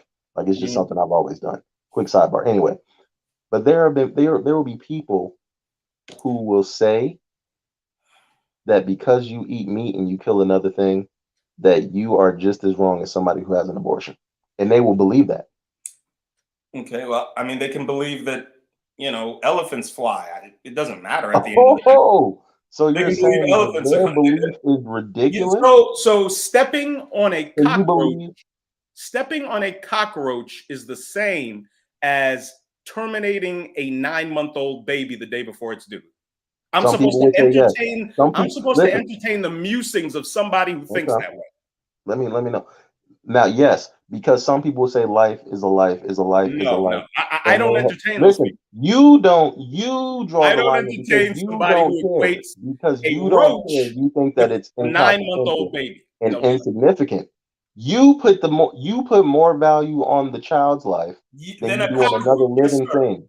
Listen, Then a you cockroach, draw yes, that line, sir. but I'm telling you, there are people who vehemently disagree with that, and they draw the I don't line differently. concern myself with those people. I Do just you don't. think? Do you think that they're incorrect though? I think they're entitled to believe whatever they want. I ignore them. They're Okay. inconsequential to me.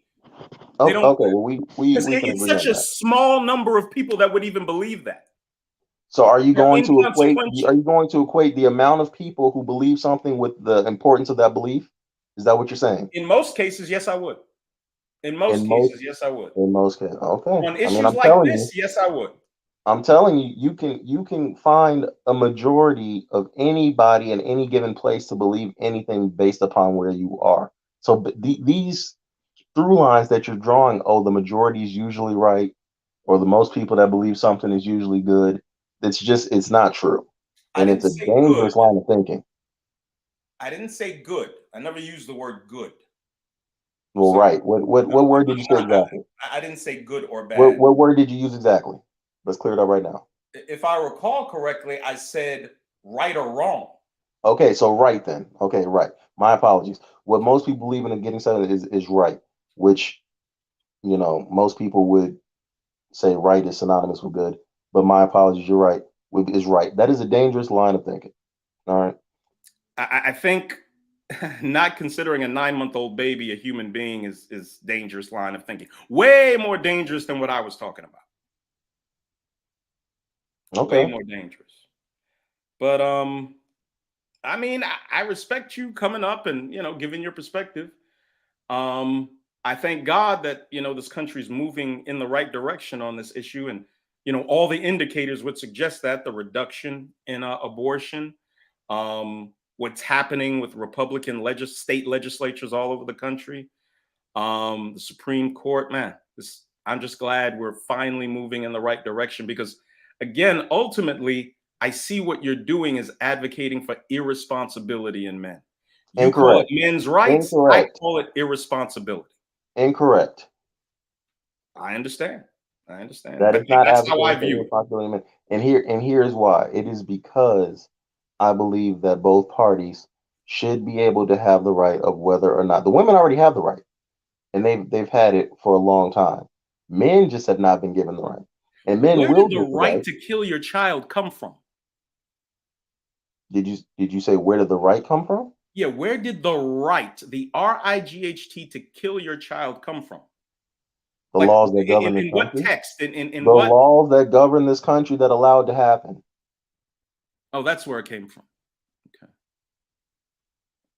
Unless you're Yeah, saying it can came you from point somewhere to the different. text? Are you saying it came from somewhere different? Is it religious doctrine? Like, where did it come from? Where The does it right have to to be kill religious your doctrine? child. It's allowed to happen. That's where it came from. So that Because makes it's it allowed right? to happen. Huh? That makes it right? I don't argue about things right or wrong. It's legal. Okay. Well, See, look, I have said on multiple occasions, right and wrong are not the same thing as legal and illegal. Just like what you're saying, and I've made that distinction in many a debate, many a time, because they have nothing to do with each other. What's legal and illegal has everything to do with what's okay and what's not okay by the laws which govern you. It means what the government will punish you for doing. That's what's legal and illegal. Right and wrong is that's a personal thing. That's a person. Even legal and illegal is even, that's still even subjective because the well, law has I'll to be be honest. interpreted. Right and wrong is just not a personal thing. Yes, it is. No, it's not. It's It's subjective. more than Yes, it just a is. personal thing. You No, have it to is not. follow. You have to follow laws, or you'll be punished. You have That's a to legal and acknowledge. illegal thing. You have to acknowledge what the rest of society considers right and wrong too. And that is a legal and illegal thing. That has nothing to do with right or wrong. It's like a Venn diagram. They may overlap at times, but they are their own separate thing. Just like when you were saying slavery, the laws of slavery, you said you don't think slavery is right, but it was legal at the time. And there were laws around it. These two things are different. All right. That is going to conclude our rapid fire round. And before we go any further, shout out to my brother Spiritual Hulk, with the $5 super chat. He says, problem with making life and killing relative, it's only a matter of time before government justifies killing anyone for any reason. I appreciate that, brother Hulk. When you drop coins on this platform, you get this. Once I find it, God damn it.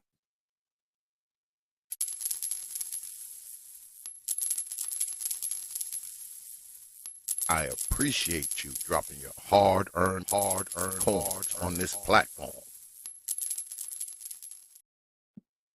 Appreciate that, brother Hulk. Now we enter closing statements. We started the opening statements with brother Big Nate. So now we start the closing statements with brother J.I. 7 minutes on the clock. Brother J.I., you are up, sir. Pull the trigger. Closing statements. All right. And again, thank you, brother T.P.O.T, and to my opponent, Little Big Nate, for hosting this. I don't think people understand how powerful this is to have a conversation as, how do you want to say, as touchy as this one, okay, as sensitive as this topic, and for it to be an actual conversation, even with two people who starkly, completely see it completely differently. Not once were there any threats of violence, any insults, none of that. And brother Teapot, I really respect that you use your platform for this to have these types of discussions, because that is to me, really invaluable. In all respect to my opponent. Now, my closing remarks. Okay. This is the reality. And I invite anybody who disagrees with me to come up and we can chat about it while you disagree for a little while. There is no such thing as objective right and wrong. We just got to get over that. All right. Are there things that most people would agree, oh, I don't want that to happen? Yeah, sure. But when it comes down to it, human beings are human beings. We will justify what we want when we want to, and we will condemn what we want when we want to. All things that you can think of as horrible or terrible have taken place in this world and take place in this world. Okay? And it's our selective moral outrage that allows us to walk past homeless people starving in the street. Okay? It's our selective moral outrage that allows us to take from someone, to take something if it benefits us in a certain situation. Okay? And to cry foul if somebody else takes that same opportunity. All right? These are just things. Oh, the clock froze. Okay. I guess we're back. The clock froze for a second. All right.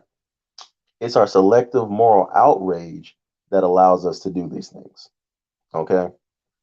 We have to be mature enough to understand that these views that we hold, no matter how near and dear to us they are, there's somebody who holds the opposite view and it's just as near and dear to them.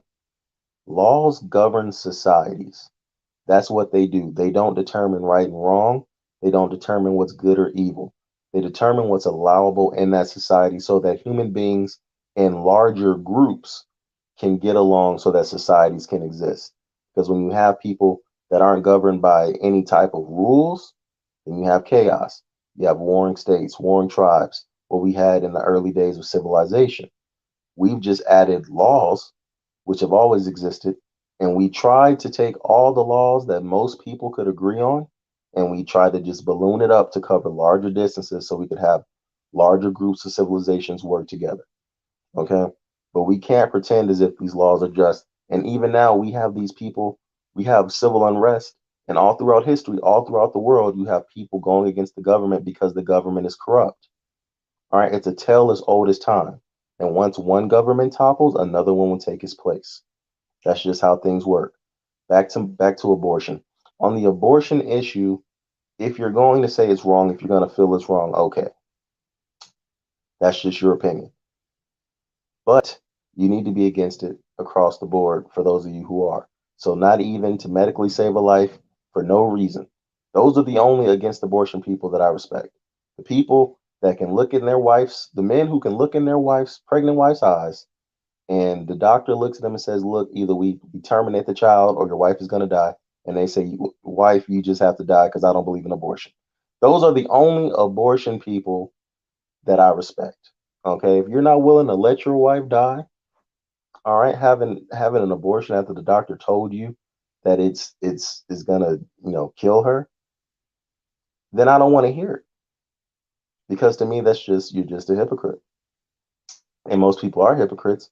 It is what it is, but those are the only abortion people that I can even respect. Now, again, all the people that disagree, feel free to come up so we can talk about it. And the reason I touched on the Bible is because most people draw their morality, their moral compass from the Bible. They'll use God as an excuse. God has no issue with abortion. He has no issue with killing children at all. None. And that's another example of our selective moral outrage. Okay. Because for whatever situation you give me, I can give you another situation where people let the behavior pass, people let it fly, people did whatever. So, more largely than just the abortion, this is really a look into people's moral compass and the decisions that guide people and that influence people's behavior and how they determine what is right and what is wrong. All right. The number one argument really for men to have financial abortion is women having the right to abort, and they've already had it. Now, since women have had it and men have not been able to have it, I do believe men can have it even if women ultimately lose their right to abort for good. But I don't want to see them lose the right, because I do believe in autonomy over one's body. And even if you don't like what someone does with their body, I do not believe that that is an excuse to trespass over into trying to control what they do or don't do.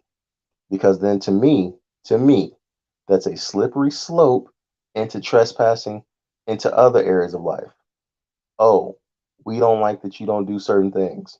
We don't like that you smoke. Okay, you can't smoke anymore. We're going to force you to not be able to smoke because smoking can destroy your lungs. We don't like that you're what's something else? You're eating too much junk food. We don't want you to be able to eat junk food. It's a slippery slope into giving government control over people's bodies. The government doesn't need to have those controls over your bodies. And we saw what government would do with this pandemic thing, with the whole vaccine issue. The government will use any issue to try to widen its range and its grip. And part of upholding women's rights to abort is part of keeping the government out of people's lives, all right, and not allowing the power to get out of control and go unchecked. I will end it there. All right. 7 minutes on the clock. Brother Big Nate, you are up, sir. Pull the trigger. Closing statements. All right, man. I appreciate you having me up, X. I appreciate you inviting me to a debate, Ji.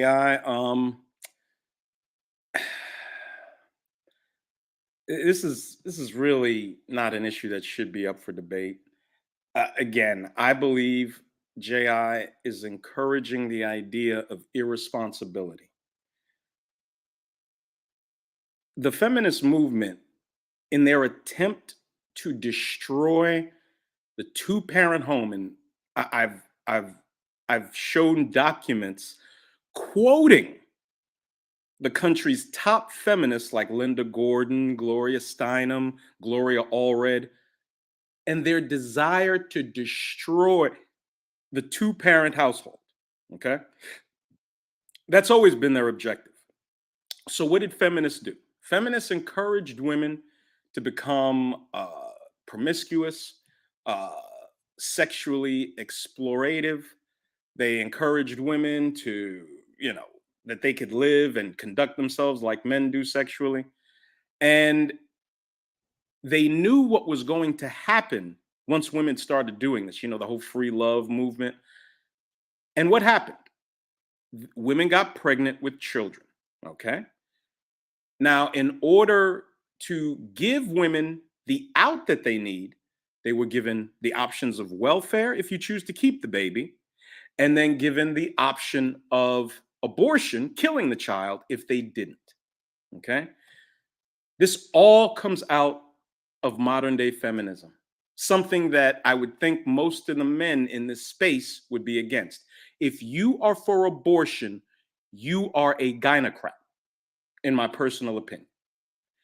You are part of and advocate for the gynocracy.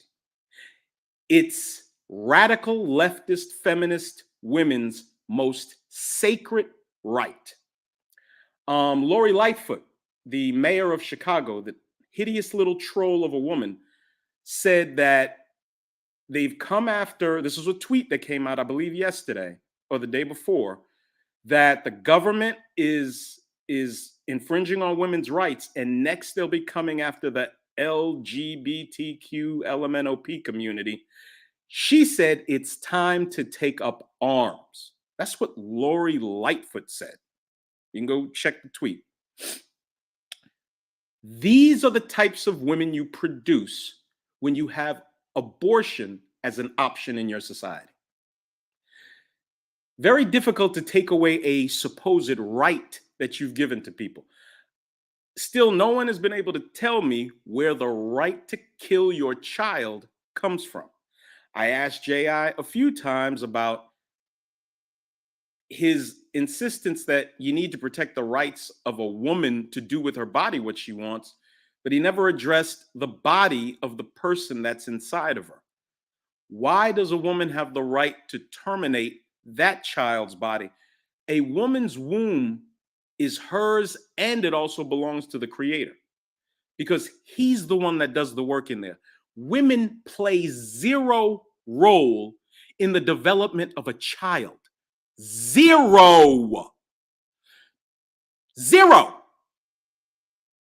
They play no role at all. They are ordered by their doctor to take prenatal vitamins and keep themselves safe. That's the extent of a role that a woman plays in the creation and cultivation of a human life.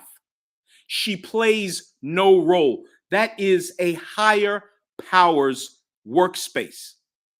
And it shouldn't be defiled. If the creators decided somebody needs to be here, they need to be here. Your options, your rights come in the circumstances surrounding when and how you have sex. You keep promoting irresponsibility, because that's all abortion and welfare is, the promotion of irresponsibility to women. I think you'd be making even a greater mistake promoting irresponsibility to men. Let me read. Let me see. Where Brother Spiritual Logic had a post. Oh, God, I think I missed it.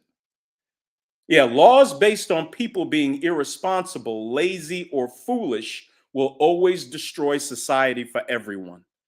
That's exactly what's happened.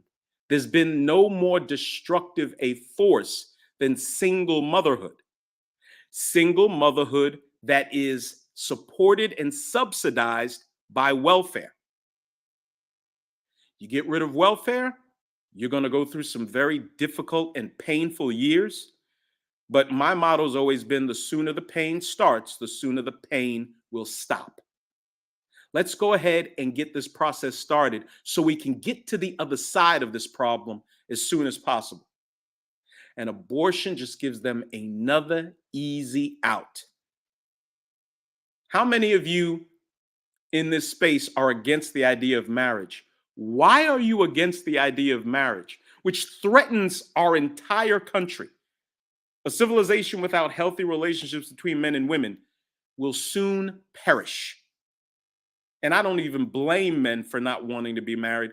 But the problem is you have a bunch of devalued women that we can do nothing with. And a huge part of that has been their promiscuity, which is propped up and supported by their right to kill their children. It's always the easy out. And now you have millions of useless, ruined, undesirable women that no one is going to marry. Obsidian was the first to bring this up a couple of years ago. We started talking about, what are your end of life plans, women? What are you going to do that you've dismissed men? You don't respect men. You don't see the need to have a union with a man. What are you going to do in your elder years? I'll leave it. All right. That's going to bring our debate to a close. Now, if you look in the upper right-hand corner of your screen, you will see a poll, and it asks you who won the debate, Brother Big Nate or Brother J.I. Cast your votes, Negroes, cast your votes, and hit that goddamn like button. Damn it. Tired of telling y'all to do this shit. That goddamn like button. Damn it. Be standing over my bed tonight. And shout out to Brother J.I. Appreciate that, Brother J.I., with the $10 super chat. Respect to T.P.O.T and my opponent. Great conversation. I appreciate that, brother. You know, you drop coins on this platform. You get this, which for some reason I'm having a hard time finding tonight.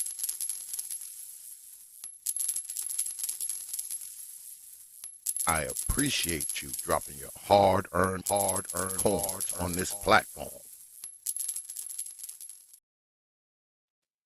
Yes, cast your votes, Negroes. Cast your votes. Don't hesitate. poll is open. Vote, Negroes. Vote, vote, vote. I believe, we usually leave the polls open till 11 o'clock. I think I'm going to go ahead and let that be the standard tonight as well. We're going to leave it open until 11 o'clock. So you have 11 o'clock to cast your damn vote, or it will be too late. But yeah, good stuff tonight, man. Good stuff tonight. Hey, Brother little Big big man, Nate, can I ask you a question? Brother Yes, sir. J.I. I know you said you're not a Christian, No, sir. but do you believe in the Bible? I believe the Quran, it solidifies the truth that's in the Bible. I believe the Bible's been tampered with. Most biblical scholars and rabbinical scholars and Muslim scholars agree that the Quran has been well maintained after it was delivered to Prophet Muhammad, peace be upon him. I'm not a Muslim either. I read these books for insight and for information, but I don't necessarily believe everything that's in the Bible or the Quran. I use them as points of reference, historical points of reference, and they do have answers in them. If you're dealing with certain things in life, and they've helped I me mean, get through some of the situations I've dealt with. Harry Potter has answers if for people that are really into it, and I mean that seriously. Who See, knows? It may. yeah, I've watched, and I've watched, just as you said that, I've watched people say the opposite. I was a big fan of Christopher Hitchens, watching all the religious debates and all these things. Grew up in church like most people. Most people, at least in this country, they draw their belief from a religious text, either the Bible or the big three of the Bible, the Quran, um, or the Torah, which is just the Old Testament. But when you say you believe in a creator, so I guess you hold no religious title. I steer clear of it because I know how divisive that can be, and I'm divisive enough, to be honest with you, without Fair enough. promulgating religion. So Yeah, do you that would be believe just in a too much. heaven or hell per se? Actually, no, I don't believe in heaven or hell. I believe those are conditions that people find themselves in. I don't believe that. It's just my personal belief. You don't sprout wings after you die, and you don't go to the middle of the earth to be with the devil. No, I don't believe in any of that. Okay. Let me ask you, brother, something before you go, because y'all know I always ask my debaters first. Do y'all mind if I let people up? Please do. Sure, go right All ahead. those Okay. people who were talking Okay. in the chat, let them come up and have this conversation with me. Okay. All of them that Works think for that they me. have some type of moral high ground. Works for me. Y'all know what to do. If you want to come up, hit me up on my email. It's properthought@yahoo.com. That's properthought, one word, no caps, @yahoo.com. But don't come up here crazy, though, because if you do, you're getting booted the hell off. Continue, brothers. To be honest, I want to push back against the whole moral high ground argument. You've said that a few times, J.I.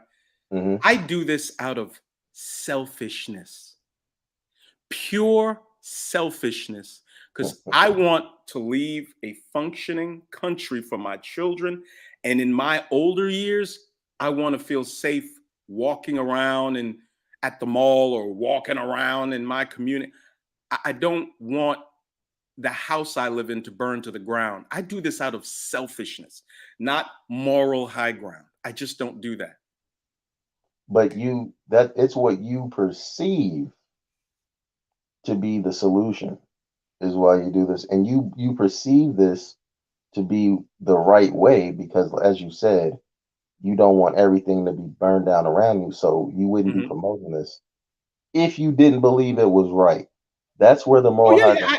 I never said I didn't believe it was right. I do, but it's not a moral high ground. I do this from. I do it because we have a toxic, poisonous culture, and until it changes, things are a wrap for us. It's a wrap. It's only going to I don't get believe worse. abortion has any. Abortion has nothing to do with that because listen, abortion is an option. If you were if you have the values not to have one, then you're not going to have one. And the women that are not going to have one, they don't have one. And the women who want one are going to do it regardless. And the women who do it have such a poisonous and toxic mindset. It usually is going to disqualify them from ever What makes being you say married with they a have a man. poisonous mindset though? What's that? Why are you saying that? Why are you saying they have a poisonous mindset because they have an Because abortion? they have the right to kill their child. That is absolutely poisonous. And also, earlier you said that you don't respect people that aren't against all abortions. Well, I got to raise my hand on that because abortion for me is a matter of responsibility, not a matter of being against all abortions. So you're okay with medical You gotta abortion? let me finish. You gotta let me finish. Just let me finish, then you could chime in. Less than 1%, excuse me, just over 1%, it's less than 2% of abortions have anything to do with rape, incest, or life of the mother. It's closer to 1% of Yes, less than abortion. 2%. Yes, that's Yeah, correct. it's almost unheard of, thanks to medical advancements. Well, when it comes to life of the mother, abortion is done out of convenience over damn near 99% of the time. It's just a matter of convenience. And I don't understand how people don't see the problem. These women are unmarriageable, callous, and filled with hatred for a reason. All you see, all the rampant abuse of children all across the internet, women beating their children, bragging about beating their children, abusing their children. This is the devaluing of children. Now, some will argue, well, if you make these women have babies, those babies are going to suffer too. They Every are. year, there are more people waiting to adopt than there are abortions. Every year. Those children could be snatched up by singles and couples who want to adopt. There is no real need for it. We have to get our society back to a place where people are responsible for their actions and their choices. And as long as they have the outs of welfare and abortion, dog, things are never going to get better, in my opinion. Now the incorrect thing comes from we agree that we want the government out of people's business per se. Abortion, I believe that we should modify the welfare system. That needs to be very much amended, in my opinion. It needs to be drastically reformed. But I'm not about taking away people's freedoms. I'm about giving them the freedoms, and we're about, let them live with their whatever. But they should also have rights to their body, 100%. And the I ask government again, what should about not the stand bodies in their body? wrong place at the wrong time. They are within that person's body at that time, and that person gets to do that. Now, you said that you're okay with medical abortions, right? I'm okay with abortion in the case of rape, incest, and life of the mother. And it's about responsibility. That's where Okay, how many times have I said the word so responsible you're today?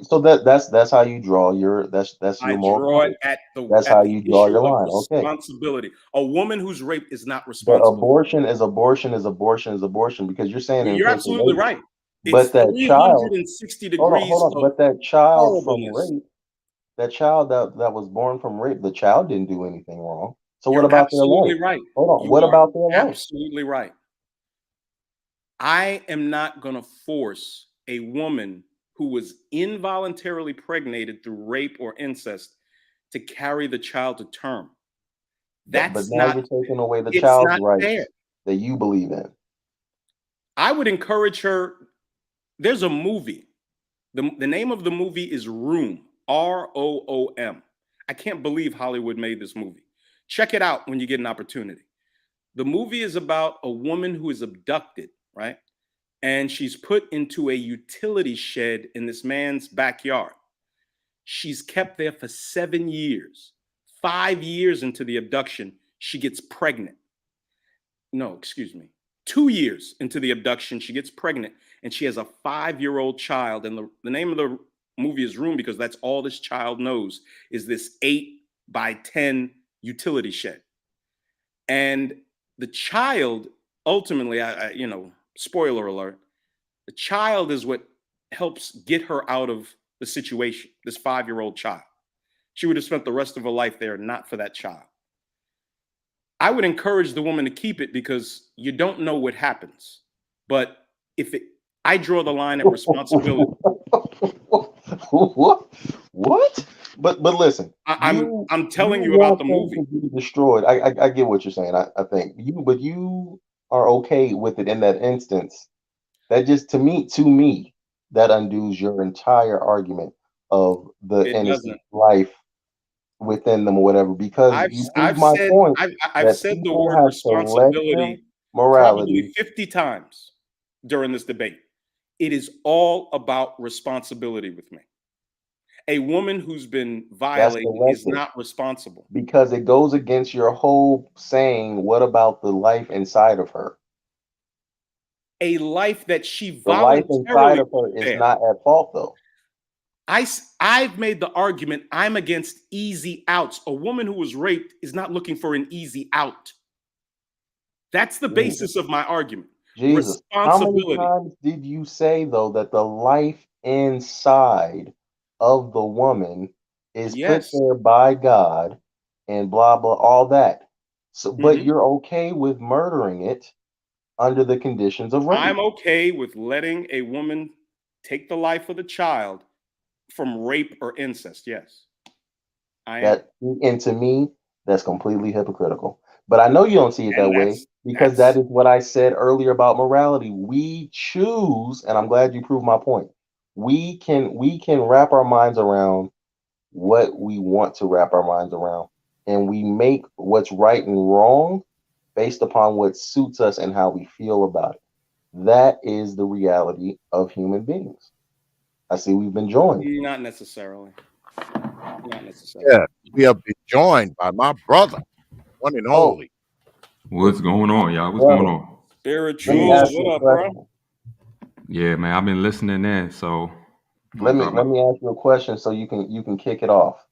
Now go 1 Samuel 15:3. Now go and smite Amalek and utterly destroy all that they have, and spare them not, but slay both man and woman, infant and suckling, ox and sheep, camel and ass. What say ye about the morality of a God that would command such a thing? Well, here's the thing. That's not where I wanted to stop, but I'll deal with that. First, God is transcendent. If you want to take a biblical worldview, it doesn't matter. I know you don't agree with it. That's why I don't like to talk about the Bible with people who just don't agree with it, because I respect that. So it's like trying to talk about something that somebody says doesn't exist. It's kind of like, no matter what I say, it's not going to matter. But I was going to talk to you based on your worldview. But I'll deal with that. See, God is transcendent. So God basically, biblically, is the only one who determines life and death, because it is his life to give. And in those contexts, it was a pagan society that was totally, sacrificing and doing everything. So punishment was to eradicate the paganness of that society that was doing abhorrent evil. So that was like the punishment. And remember, this is God that holds everybody accountable to the same standard. This isn't a person, like one person against another person. Biblically, God's law is above all, and all are held to the same objective standard. So there's no room for preference or opinion under a biblical worldview, which we don't live in. That's another thing. This world isn't biblical at all. There's no Malachi 3:6. For I am the Lord, I change not.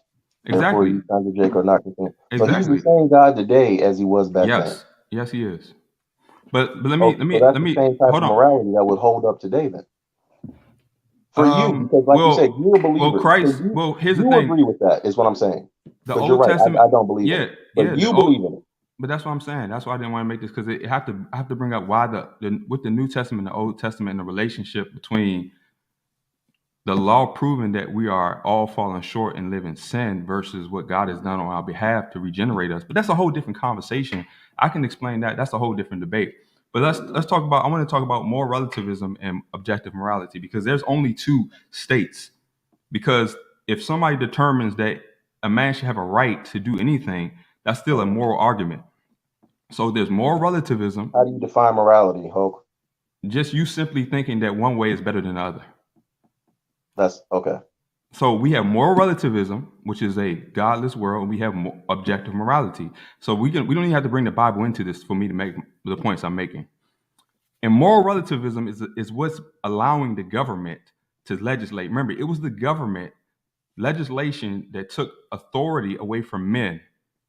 That was government legislation that also gave authority to women. So moral relativism, the same thing that we all hate when there's no objective morality, only leads to government taking over to manipulate people for its agenda. What is the agenda of government? To make everybody dependent and to control everyone. So it was government that removed man from the head of the household and replaced head of the household with government.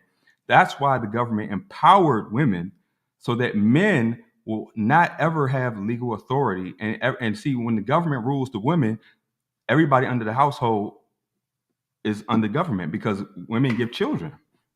So when women have children, those children are raised up under government headship.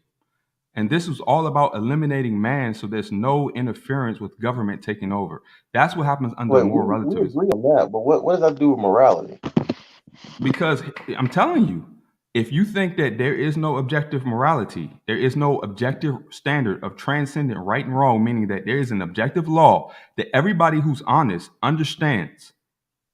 When you take that away, government is God. Whether you believe in it or not, you're worshiping government because you're allowing the legislation to determine what will be acceptable. And that's exactly why men don't have no legal authority and why women are empowered. So be careful with the moral relative argument, because that's what created the society. I see.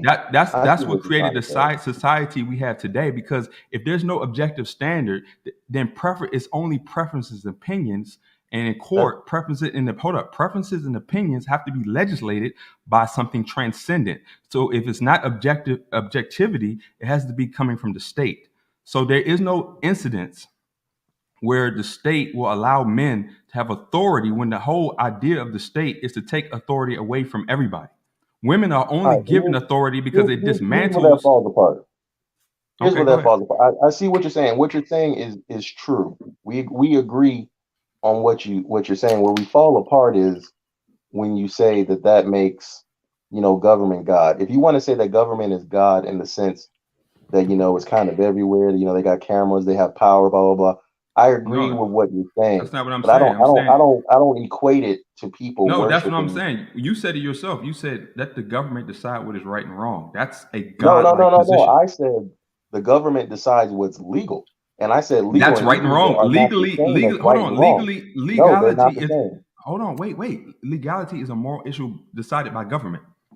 That's the government saying it's right to do this and it's wrong to do that. That's why you get punished. No, it's the government. Hold on, wait. There wouldn't be a punishment attached to it if it wasn't wrong. No, that's not true, because it's legal. I already told Little Big Nate earlier.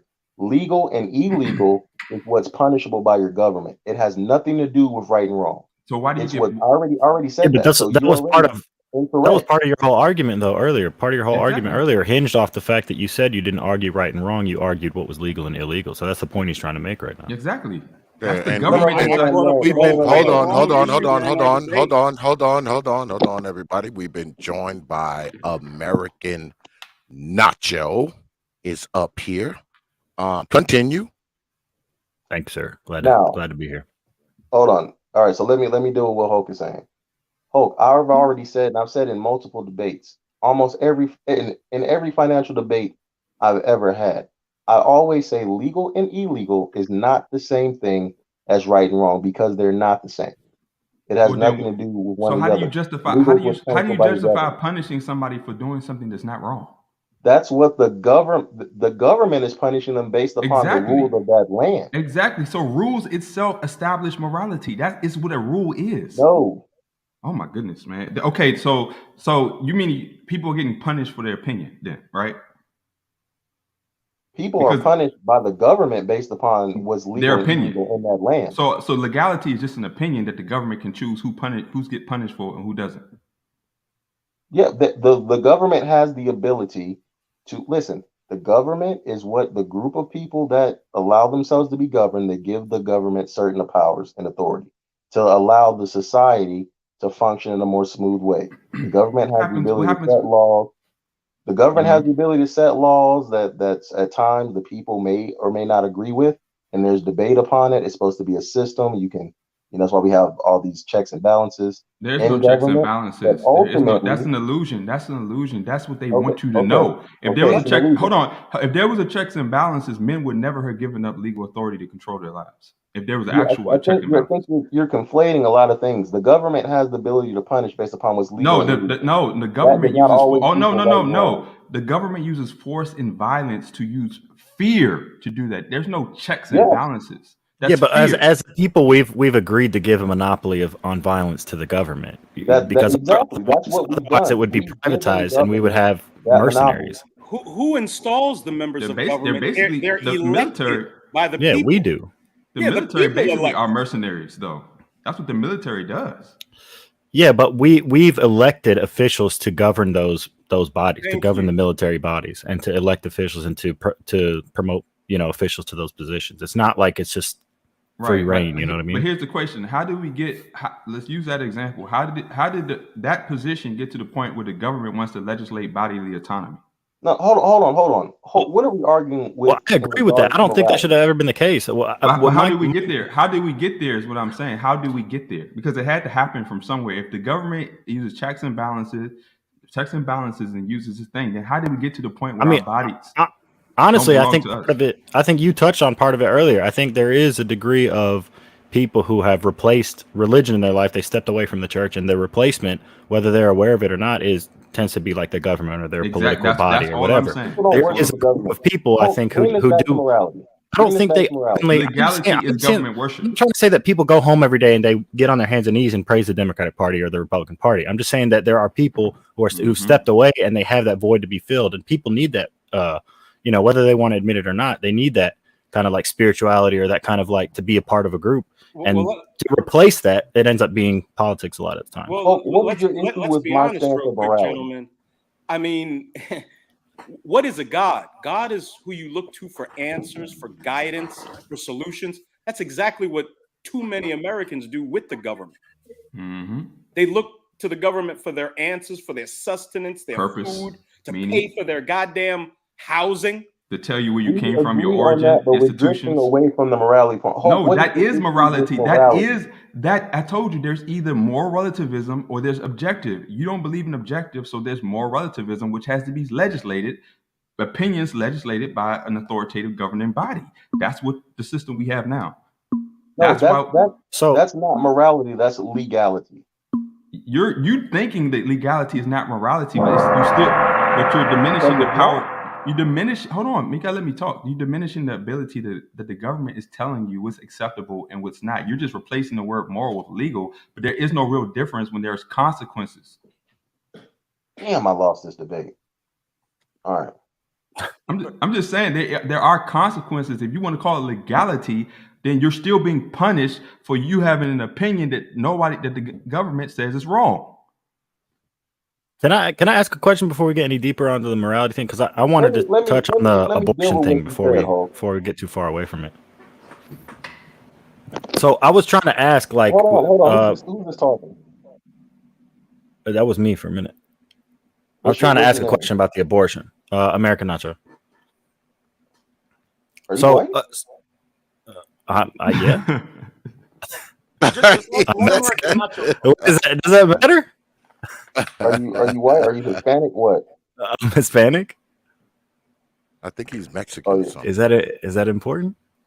Yeah. Well, no, we don't. I wouldn't have asked How so, man? Do you think that law? You think that every law that's being made right now affects only one race? Or does No, it affect all of obviously us, like as American citizens? obviously not. But it would affect this conversation that I'm about to have. It shouldn't. Right. If everything's Okay, before we get started, I mean, can you have final tally is in, folks. The poll results are: who won the debate? Brother Big Nate with 52%, Brother J.I. with 47%. Poll complete, 40 votes total. Big Nate has won. The people have decided, they have spoken. I think Brother Big Nate is the first person to hand Brother J.I. an L up here, if I remember correctly. Because I believe Brother J.I. was undefeated up Big here. Nate. You won. Yes, No, Brother J.I.'s Big Nate. good, man. J.I.'s good. All respect, brother. You got me on it. You beat me tonight. The people have spoken. They have called it for Brother Big Nate. All right, continue, brothers. So I was trying to ask some about the actual like leak that's been going on. My question to anybody who's like for like pro-choice or whatever your position is, like I'm just curious as to why it matters whether they abolish this at the federal level, like because the states, California's already come out and said basically they're going to be a haven for this, and they're going to open their doors, and they're going to bust people in, and they're going to pay for the abortion, they're going to pay for people to have a hotel there. So to some degree, I don't understand what the big deal is, because if states are still, there's still going to be a place for you to go if that's what you really want to do. It's just that there are going to be a lot of states that are going to shut it down. And also the state of New York passed a law, the state legislature, that if this is like 2 years ago, if Roe versus Wade is reversed, a woman will be able to get an abortion up to the day before the baby's due in the state of New York. Check it out. Let me make a point that I think we're missing, because I have to tie this in. The only reason that they're taking away women's abortion, this is kind of deception. Although it's good for people who are pro-life, or whatever, we just believe that life should not be murdered because of convenience or recreation or whatever like that. Of course, no one's talking about the very small exceptions that deal with themselves, because each extreme exception deals with itself. But here's the issue. This is all about the government now having full authority to control everybody. They only empowered women because it was to destroy the family and to take men from being head of households. We don't disagree on that. Hold on, but listen, I got to make this connection. Now that they have done that, they're taking back what they give to women, because now they want everybody under government. So it was basically an illusion just to destroy sovereignty of men, because women always get their rights from whoever's in charge. So that was a false illusion that women fell for, because that's why women are mostly voting for government, because government empowered them. Would you prefer like a more strict world where women have to be escorted by men and be covered from head to toe, all kinds of that? It's neither of that. I don't fit in the paradigm that you're going to relate to. That's why it's not going to fit, because the world that the biblical worldview doesn't take into account that this world is celebrating evil, and people who don't believe in objective morality really don't have a case to say evil exists. You really don't have a case, because how? Because everything is objective. If we live in a Darwinistic society, survival of the fittest is the highest order. So who can determine what? Your opinion versus that's the reality of the world. But you would determine based upon your personal beliefs and values. What does my personal opinion matter if somebody just kills me? There is no objective. But how can you stop somebody from killing you? And what weight does your opinion matter if somebody can kill your life? Hold up, wait, man! You gotta let me talk, bro. You said the same thing. That everything is okay. You tell me what I'm gonna say then, because I'll wait. You're about to say if there's no objective way to say evil, then you can't call anything wrong. Whatever happens just happens. Just like in the world of Darwinism, it's survival of the fittest, and it is survival of the fittest. That's what people don't understand. All this other stuff. I'm saying. I'm just saying your opinion doesn't matter if there's no objective standard and somebody kills you. That's your opinion. No, that's not. That's a fact in your worldview. You want this world where everybody can do what they want and nobody has any consequences, because that's what moral relativism leads to. You're saying that the government do it, but why is the government now letting every immoral person be irresponsible in punishing the responsible people. Why is that? Because order out of chaos is the benefit of government to legislate everybody. That's a fact. No, we don't disagree on the government's But that's why you they don't destroy understand family and all that but stuff. you're still We not don't getting to the disagree on point. that. You're still not getting to the point. How did men lose their authority? By what? It wasn't from the Bible. Listen, It was from relative moral relativism. That's what took men's rights away. The fact that there's no agreement on what a man or woman is anymore by an objective standard. these things that you're saying, there will be people of the Taliban that that would say the same thing and why they should restrict women's rights or whatever. But It can but either go way, both ways. this is what brought the world we have now. You still not It can go explaining. both ways. They can make that argument for women to be wearing, to be covered in head to toe and got to be accompanied by. And there are people who go for that. So how are Which men is gonna why get their I rights asked back? you, where would you based find justice? based on your worldview, how are men gonna get their rights back if the goal is to have government control Now we're over talking everybody? about two different things. Let me know when you're ready. No, because we have to have a solution. You can't just say I I know. don't like Let me know when something. you're ready, What and is I'm your gonna answer. solution? What is your solution? Letting All right, men I'm be about to irresponsible. tell you what the solution is. All right, the solution is simple. For men to get their rights back, I believe that men are going to have to fight for their rights. I've said plenty of times that men may have to put it on the wood. All right, they may have to fight and be willing to die to get these things It's changed, not going to happen. just as it's happened in every single society since the beginning of time. That's what happens. You're not It's an going to ebb fight. and a flow. You're not going to. There's no warfare fought like they used to fight 500 years ago, man. I'm just trying to tell you that's Listen, not going to happen. but the principles are still the same. Okay, But that's it's what's not going to okay. have to But you happen. still You can asked me you for the specifically solution. tell me? I'm Can you telling you what it specifically is, tell and me you don't how want are to hear men it. going to fight a military? You don't want to hear it. You don't want to hear it. I'm trying to tell you, but you don't want to listen to it. So you saying men should just Hey, throw their look, lives away? Throw their people lives make away. people made the same argument whenever America was fighting for its Listen, independence back in the you day. said I mean, throw their they said the lives same away, things. but what you have How are to we going to fight understand the is richest country in the people world? have to throw their lives away for But it's anything. different. See, There were y'all people, no, there were understand. people who said the same We thing don't when it have came to every but we don't single have the war. sovereignty. Oh, you're just We going to have throw given your away. life away. But hold on, That we is have the given. cost of living sometimes. Listen, When we you want to have get given things away. changed, No, you don't sometimes you have to be understand. willing to die for it. That's what You it don't is. understand. That's life. Look. I'm That's not unfair. saying that we shouldn't resist. I'm just saying that the way society is structured now, we've given away. We don't control our food. All the land is privatized by government. Even if you own the That land, doesn't change what has to happen. That Yeah, doesn't change what has to happen. Okay, so what does that look like? Tell me specifically. What does that look like? See, Do we now go you're out and going into just? something different. No, You're wanting me to give you a plan of insurrection against the country, No, I'm just which is no, not no, no, something that no, I'm no, no, about to sit here and No, do. that's I what have you're a short, saying. sweet answer for this one. It's not. You This asked starts me with what like has getting to involved happen. I locally. told Like, you the answer. It's the There- same okay. thing that's happened all like throughout history. When the government gets to a point where men no longer like it, men have to But stand we're up moving in. and But fight y'all for don't things. understand. The That's the government same is using principle all the throughout government history. right now is using the threat of public health to take everybody's public bodily Listen, autonomy the away. answer yeah, doesn't but change no matter what you keep saying. The answer is the So same. Men are going again, to have to fight to change it. Same way it was not 1,000 years ago, the same way it'll be 1,000 years from now. That's what has to happen. If they can't the do it, then best. they're going to keep being subjugated. This is that simple. The best way you can fight against that without literally fighting, you know what I mean, doing nothing crazy, is to be involved locally, man. I try to preach this to everybody who even scratches the surface of politics. You have to go to your own representatives locally. Make sure your township, your city, and your police officer, everything around you locally is taken care of, and then at your state level. But what And then does that look like? if you can't get involved in it, or if you don't think that those politicians are doing a good job, or you think that is corrupt, then you need to get the hell out of Dodge, man. You need to find a state or a township that what you does think that is look going like to take care of you. What does that look like without objective morality? If I can't everybody, answer that question. that's what I'm saying. What do you mean by that?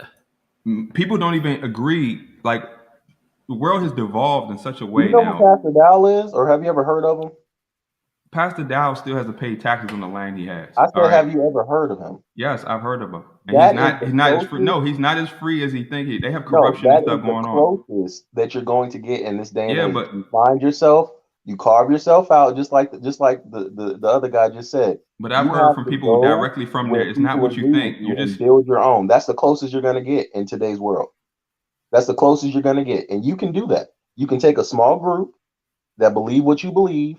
Go do the Pastor Dow thing. I respect Pastor Dow. I don't go for the religious stuff, but I respect him because he has his own community. He stands on what he believes in, and they do what they do. Just But like you the realize Amish, that just like Pastor the Dow, Mormons. but the Amish, That's Pastor what Dow, that's and the the solution, Mormons. Hope. Hold That's on, what you gotta go do. but those people only created that from an objective standard. They didn't do that through moral relativism. And you reject What? an objective standard. Yeah, So but how do okay, you? but even if that's what you believe, like, what does it matter the means of how you get Yes, it there as long does. as you? Yes, it does, because it's What? like you're talking semantics. You can't sit there and vouch for rights when everything is relative. That's an oxymoron. No, Okay, you lost me then. I'm trying to understand. I'm trying to follow what you're saying, but like I don't Because understand what moral relativism has to do with. if You know, opinion, It has if nothing to do with it. the rights of people are just what they believe personally to their opinion, then you don't have a case to call anything a right. Just let people do what they want. bro, but that's just how it is. Like I believe in a higher power. I believe in capital R God given rights, but a lot of people don't. You know what I mean? Like, and But that's just what it and is. that's why But the we world find is a way in chaos. we And can that's why find the a way to world. work with each other, though. You know what I mean? Like, No, there's no blending I good and I evil. found There's no blending. conservatives. There's I no live in the blending Bible good and Belt. Like, evil. I found plenty of conservatives down here that are pretty damn close to being like atheists, but they still they still find a way to work with conservatives who are hardcore Christians. You know what I mean? So Now I don't know what. brother, we got to look at the objective reality of the world we're in right now. Y'all understand the world we're in, where the government would just shut down everything and criminalize? Or y'all want China? China is what happens when. Yeah, but that's what I'm trying to point out to you is that I'm in a state where that shutdown didn't mean shit. I mean, it did, but our lockdown was lifted I am too, ASAP. but it's Everybody not. locked down, at a point because we didn't know what the hell was I going am on. But too. I am too. But see, now they're creating inflation, and they're going to create food shortages that are going to affect everybody else sooner or later. right, so you have to make sure that you're in a place And they that's will going to take care of you. they will digitize all the centralized digital currencies, where now your wealth amounts to nothing if you don't comply. This is what And this if leads people to. don't want that to happen, they're gonna have to put it It's on the going to wood. I happen. mean, that's what's It's gonna have already to happen. happening. It's already happening everywhere else. And if It's not people about want what to people stop want. it or People change are it, they're gonna have to people are put it on the protesting wood. You all. might need to That's log what off, that has to man. do. People are protesting all over the world, and it's happening because They're gonna have to put it it's on the a wood. global They're agenda. gonna have to put it on the wood. The same thing It's a anybody's ever global. done all throughout I'm history. the only one If doing they it because fail at it, listen, they fail and I'm they get doing it educated. because I'm If they drawing up. win, they can change Listen, it. Ji, But what does that have to do with I'm morality? actually doing this. I'm actually going out and promoting an objective standard that is Do you against live in government. a society like Pastor Dow? Pastor Dow is doing it. People No, he's like him not. are doing it. The You don't Amish have are Let to me doing it. be. hold on a second. Hold on a second. Let me ask a brother spiritual logic something. Do you believe that God's law trumps the law of the land? And if so, would you follow God's law and just totally disregard the quote unquote law of the land? Well, there's a point where they're both, like, when it comes to like reckless murder out of selfishness, the government and God are incongruent. So I can obey both. But when it comes down to obeying God over the government being corrupt and God being true, I'm going to choose God over the government. Jesus So said, "Render unto Caesar that which is Caesar's." hold on. So I he mean, told I you can to follow agree with that. that too, but Would you listen? I'm trying to answer Brother X here. So what he says is that when government and God are congruent, that's the only way I obey government. But when it comes down to government being against what I believe, like when they wanted me to put something in my body, to this day, I have not compromised myself one bit, because that's not what I believe, and that's not my biblical worldview. So I haven't done it, and I've been fine. Is it possible to make God's law and the law of the land somewhat simpatico? Because that's what you would be doing, right? Far as like murder and stuff like that, right? Honestly, I think that they're going to be this polar opposites, because the world is in such relativism right now that they're just antithetical to each other. You can't serve two, like the Bible says, you can't serve two masters, and I think they're just too antithetical, because God's law is what the world hates. They hate objectivity. That's why moral relativism is exploding. This postmodern society is exploding now, and they're actually legislating this until we can't even decide how anything should be interpreted no more, because they removed the epistemological foundation. Like how do we know what we know, and what is the origin of things? All of this has been removed, and now it's just like, the state just determining, pushing their agendas, and people are indoctrinated and conditioned to go with the state. Even though I've been pushing this from the beginning, I've been vocal and consistent on my stance, and people like me, and I think it's people like me and other people who are the only reason why this world isn't a total hell now, because there are still people who speak against the government narrative. But if you are for government to intervene more, then you're just going to fuel the government taking more of your rights. And moral relativism is why new Apple products have a pregnant man emoji. Moral relativism is why Ketanji Brown Jackson can't tell you what a woman or a man is, but she's expected to adjudicate over cases involving sex and the law and all these other things. This is where this has gotten us. Well, let me ask you something, brother Big Nate, because I've always known your stances on abortion.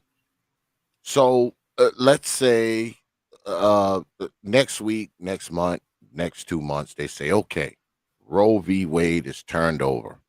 What does this country look like in, say, 10 years, in your opinion? I think, like I said during the debate, everything is trending towards a reduction in abortion. Teen pregnancy is down over the last 30 years. Abortion is down by over 20% in the last 30 years. Again, Republican state legislatures have been incredibly active on the issue.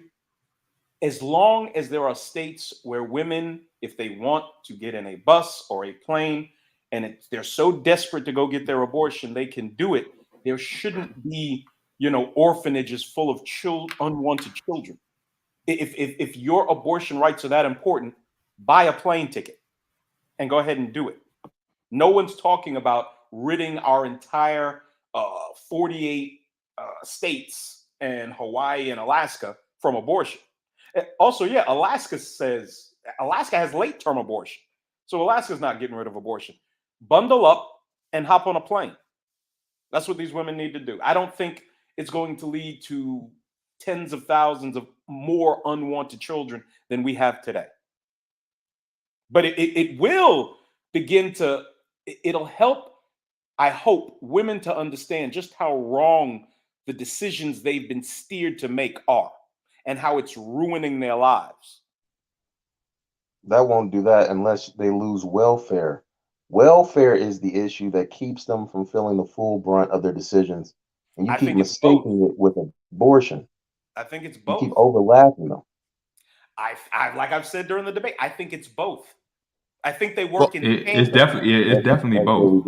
Yeah, it's not keeping them from doing it now, even the people that are on welfare or whatever. But brother Big Nate said, you know, even if your state's not doing it, you know, you can just hop on a plane and you know, and you know. Plane tickets. I got the plane tickets. I got the plane tickets. I got the plane tickets. I got the plane tickets. That never gets old. Shout out to brother D. Durrell. God damn it. You can catch D. Durrell in his plane ticket soundtrack on the D. Durrell YouTube page, and you probably can catch that song on iTunes or Apple Play, I would imagine. But yeah, my personal belief, okay, and this is just me. I think that I don't have faith in people like that. I think people are really freaking irresponsible, and anything that causes them to be more irresponsible, they are going to take the chance to be more irresponsible. So in 10 years, I think we'll have a population growth if they slam it, because let's be honest, some people are not going to look at this and be like, hey, well, you know, I can't get this done now, so let me be more responsible with my penis. Let me be more responsible with my funk box. No, because they're not being responsible with shit now. Not being responsible with it now. So, of course, we'll have some people, you know, they'll get them plane tickets and take off. But I just see people being more irresponsible.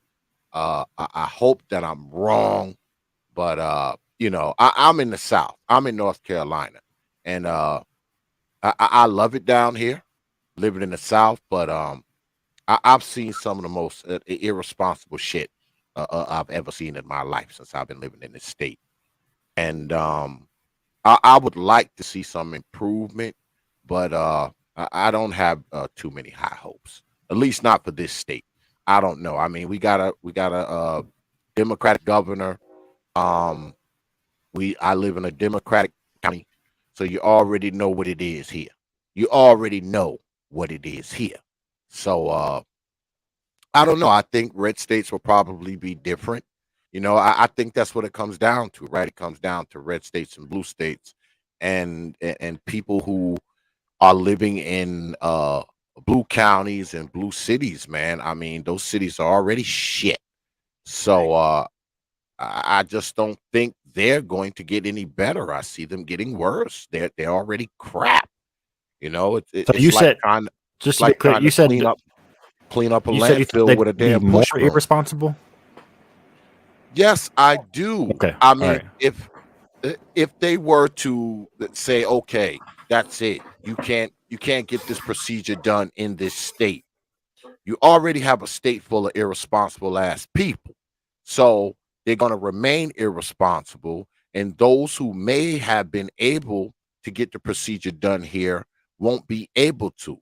Now, like I said, some of them will fly to California or New York, possibly, but I know that some of them won't. So what we'll have more kids, being neglected, more kids being abused, more kids being killed, because I kind of focus on this stuff because see, I just don't trust these old mamas. At no juncture do I trust them. I mean, I just don't. All right. Now, if someone told me, okay, when this happens, more men are going to be around, more men are going to take control, men are going to have more of a say. If you were to put that into place now, if they were to say, okay, if you want to get your pregnancy terminated, you must have consent of that baby's father. Hey, I'd be on board like a motherfucker. I'd be like, yes, this shit's gonna work. But see, that's not what they're doing. What they're doing is they're going to stop people from being able to get it in their locality. Because what's going to happen is it's going to get shifted to the states, right? So we can pretty much guess which states are right on the map. We could pull up a map and, do a pretty good prediction of what states you're not going to be able to do it in. All right. Just like we can probably predict the states that you are going to be able to do it in. Which means to me, not a whole hell of a lot is going to change towards the positive. I think a lot's going to change towards the negative. That's my concern. All right. If they clamp down on it and make it less accessible, I think that we're going to see a maybe not so much of a rise in so much children, but I see a rise in child abuse, child neglect, Definitely, more I children, completely agree. But Xavier, children killed. I just did some stories the other week, man, like stories that'll make your skin crawl, man. Babies get murdered. I talk about this kind of stuff all the time. We already got a bunch of old mamas who don't want these kids, obviously, because they killed them. They killed them. Yep. So that's my concern. Brother ahead, Xavier, Brother though, Big Nate. let me say this. You got to take into consideration that it's already been greatly reduced the access to abortions. Like I said, abortion clinics over the last 25 years has been reduced by 75%. There used to be over 2,000 abortion clinics. Today, there's less than 500. It's already much more difficult. Like I said, there's 6 states in the South that only have 1 abortion clinic in the entire state. And several other states have been reduced to 2, 3 tops. It's already incredibly difficult in a lot of cases in many states to get an abortion. And let's be honest, what have we seen over the past 20 to 25 years? A marked reduction in abortion. Maybe that's because these women can't just go around the corner and get a goddamn abortion at Planned Parenthood. Yeah. Hulk, will you debate me on is God moral? Oh, You said what? Is God moral? I said, will you debate me on is God, the God of the Bible, moral? Probably not, because your understanding of the Bible, if you say that, is going to be totally flawed. That's not going to be. That's not even a biblical world. If God is sovereign and He is the originator of life itself, then He orders creation and our purpose. So He cannot go against what He does. He is the only one who can give those kind of orders based on who God is. You don't call a being the creator of everything and says that He doesn't determine all things. And like morality, that's a debate for atheists to try to figure out what is right and wrong without God. That's not a debate for somebody who's a biblical person. So I wouldn't even engage in that. So what, you don't believe God is moral, brother J.I.? You don't believe God is moral? No, not the God of the Bible. Well, morality doesn't exist. But morality doesn't even exist without God. That's kind of a paradox, like in itself. Exactly. That's what I'm trying to say. Morality doesn't exist. You can't even question that though. Like, if you're going to concede, if you're going to even like offer that like God exists or whatever, you're gonna try to argue that point. If God is the creator of everything, then obviously it's moral because that's the creator that makes that determines whether things are right or wrong. God is a character in a book called the Bible. Just like Harry Potter is a character in a series named after Harry Potter. But you can debate the actions of a character as you would any other character in any other story. And I would say that the God of the Bible. But that's the way that you see that. Moral.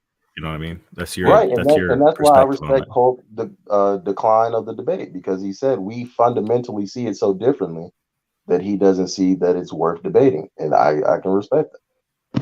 Well, the fact that he believes, in God, he already believes that God is moral, right? If you believe in God, that means you believe that God is moral, right?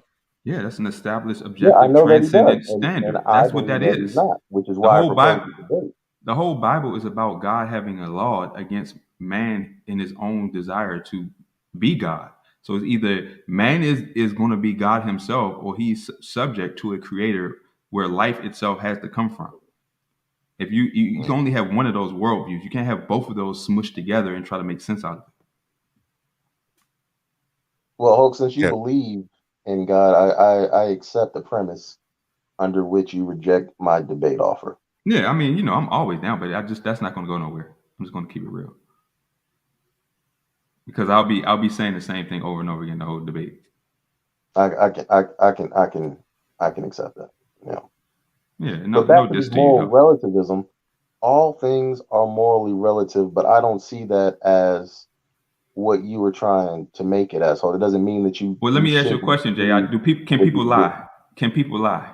Does lying exist? So if lying exists, then people can bear a false witness. They can say things they know is true and then pretend like it's not. So when you say moral relativism, that's just people who are lying about things they know are right and just want to lie about it. Because that's what lying is. You're just bearing a false witness. You're saying something that doesn't exist. A lie itself proves that people can acknowledge objective morality and just choose not to care about it. Like if I can say, I know that somebody trying to take my life is wrong simply because I don't want them to take mine. I mean, I know taking somebody else's life is wrong because I don't want them to take mine. So if I'm holding myself by the same standard to judge another's actions that I would hold myself to, I've just created an objective moral standard above me and that person. Wait, you can't say that because it doesn't hold that because somebody can lie. Then that means people lie. People know. See, here's the issue. The issue is people know. God forbid, if somebody put a gun to somebody's head, they will fight. Nobody's going to sit there and accept being shot. They're going to say, "Hey, don't kill me," and they're going to be like, "Why should I not? If I can do what I want?" And you're gonna sit there and draw a standard out of nowhere and say because blank blank blank. When you say because blank blank blank, you're drawing a standard. Otherwise, you can't complain about what anybody else does if it's all about do what you want, including if it's the government, what if the government wants to put a gun in your head for whatever reason you don't agree with? You can say what if the government wants to put a gun to? What if the government wants to put a gun to your head for a reason you don't agree with? What's your argument? I'm going to answer it. here's the argument, okay? Just like in times when blacks were enslaved in this country and it was wrong, and the people did not believe that it was wrong, and the law sided with it, there came a time, okay, through resistance, through fighting all that stuff, whatever, that it was changed.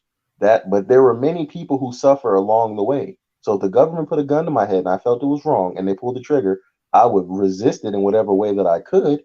But if I died, then I would die. It doesn't mean that they were right just because they killed me, but it may mean that when they killed me, it may have been legal to do so.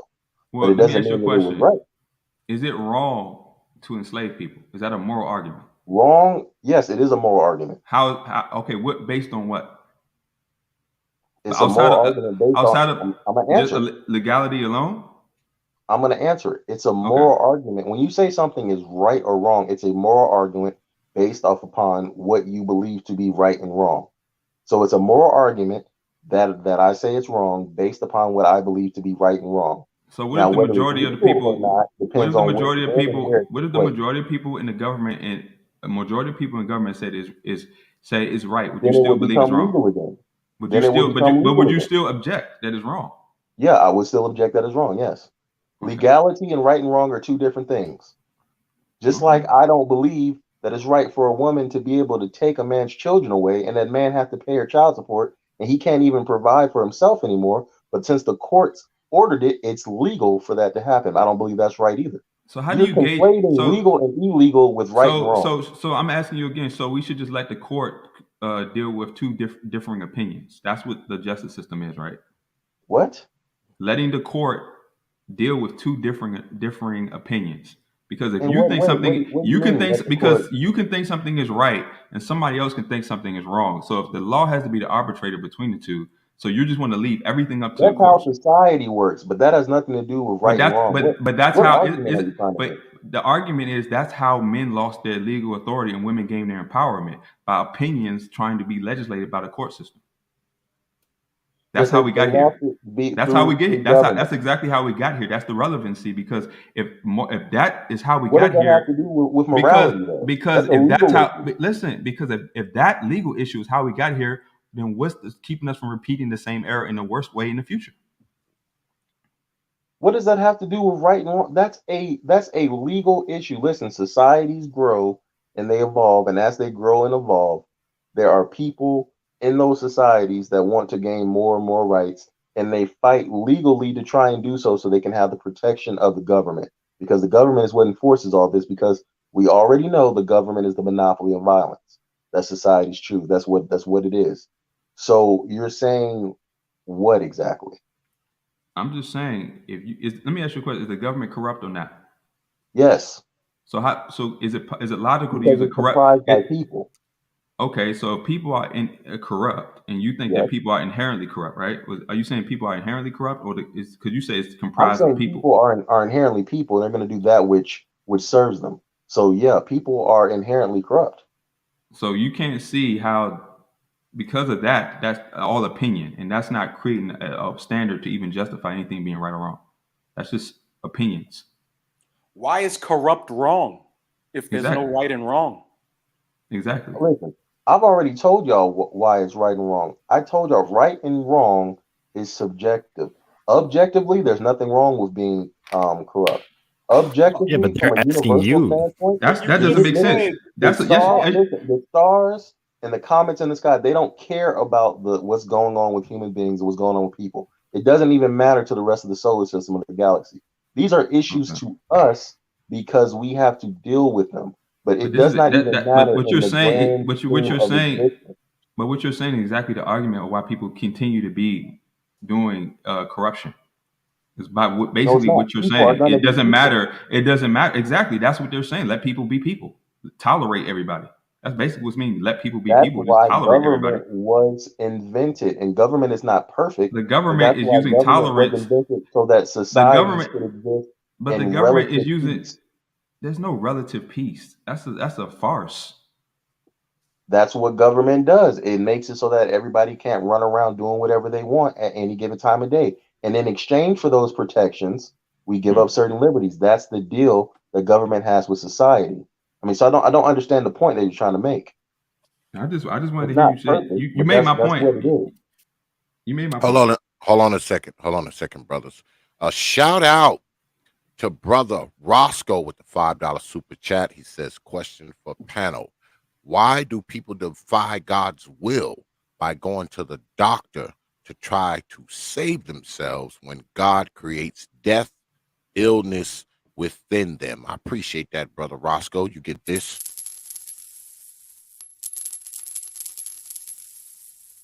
I appreciate you dropping your hard-earned coins on this platform. And also, hold on a second. And also, shout out to my Chi-Town brother, my brother, Perfect Blackness, with the $5 super chat. He says there needs to be a debate on whether or not the church is a benefit or a hindrance to the black community. Well, brother Perfect Black, you're not going to get anybody to debate you on that one, because we all agree that the church is definitely a fucking hindrance to the black community. But I appreciate that $5 super chat, my brother. You get this.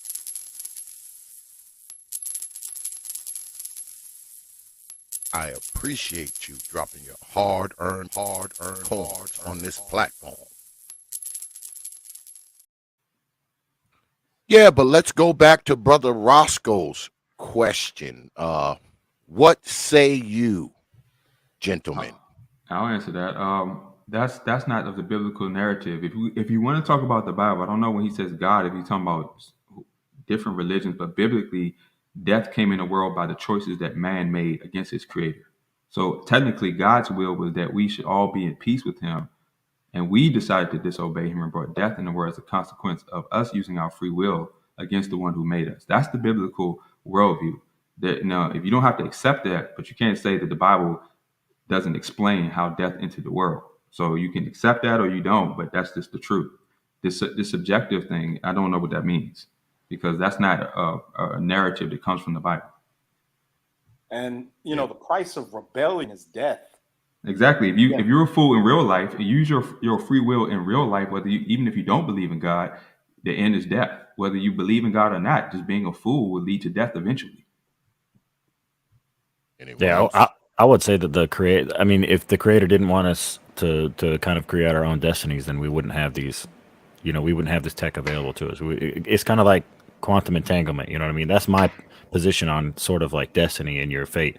You can kind of accept, and you can kind of be an NPC and you can turn yourself off and you can just grind away at life and basically make no decisions for yourself, or you can you can kind of vary back and forth between the two. I don't think that your destiny or your fate is sealed. So yeah, and simply, people do what they want to do. That's the simple. Yeah, that too. And I don't think that you can take the total Bible and just live by it literally. I mean, word for word, line for line, letter for letter. I just don't think that that's possible. And I'm pretty sure, brother Spiritual Logic, who knows way more about the Bible than me, I'm sure he would agree with that. I don't think you can take it like 100% line for line literal, the whole Bible. I just don't believe that to be true. What say you, brother Hope? Well, the Bible basically proves the law of God, which it proves that we've all fallen short of that standard, and this atoning work of God that brings us into holiness and righteousness. So it's a work of God. So the premise is that the gospel says that we've all fallen short because of the standard of the law that no one can live up to on their own. But when we are regenerated, that's a whole different concept. You grow in holiness and righteousness because of your regeneration. Now, there are some things that specifically, like when the biblical Jesus, not the one that people's imagination spoke in parables, he specifically translated some of those parables. So it's very practical, the things, because the Bible is about bringing the knowledge of sin. And when you have the knowledge of sin or evil coming, and you have an agreement with God's law against that evil, you start to, come out of a mind that is destructive. So you start to make better choices. You start to avoid certain things, and you know how to endure hard situations without compromising yourself further. It's all about, the Bible is really about saving your soul, not necessarily fixing the world. If the issue of the world is about evil, which men have used their free will to do, then God has created a sacrifice to save our soul in spite of the evil that people have done to create the world that we all hate. So the Bible deals with more of sin and death more than just creating some utopia. That's not even biblical. That's why the Bible speaks of the world passing away. But it really doesn't want your soul of people to pass away with the world. And I get it. Like, people don't believe they have a soul. People don't believe in that. I'm just explaining the biblical narrative. So it's kind of the Bible is proven line by line, precept by precept. So, I don't want to cherry pick around.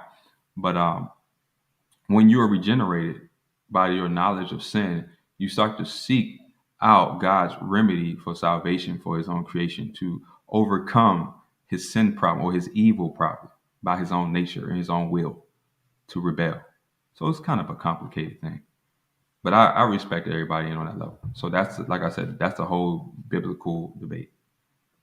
All right. Well, I got a few more shout outs. Hold on a second. I got a few more shout outs. I have to give some kudos to my sponsors. A shout out to my brother Big Nate with the Cash App. I appreciate that, brother Big Nate. You get this, my brother.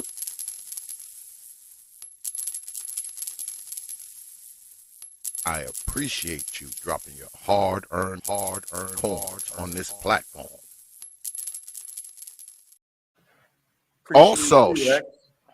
Also, shout out to brother D-Rock with the Cash App. I appreciate that, brother D-Rock.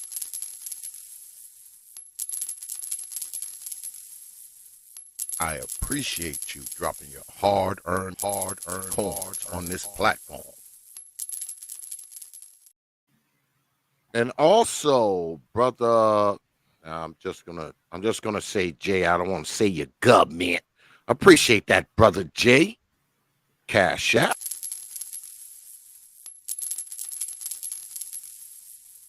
I appreciate you dropping your hard-earned coins on this platform. And last but not least, brother A Truism with the Cash App. I appreciate that, brother A Truism.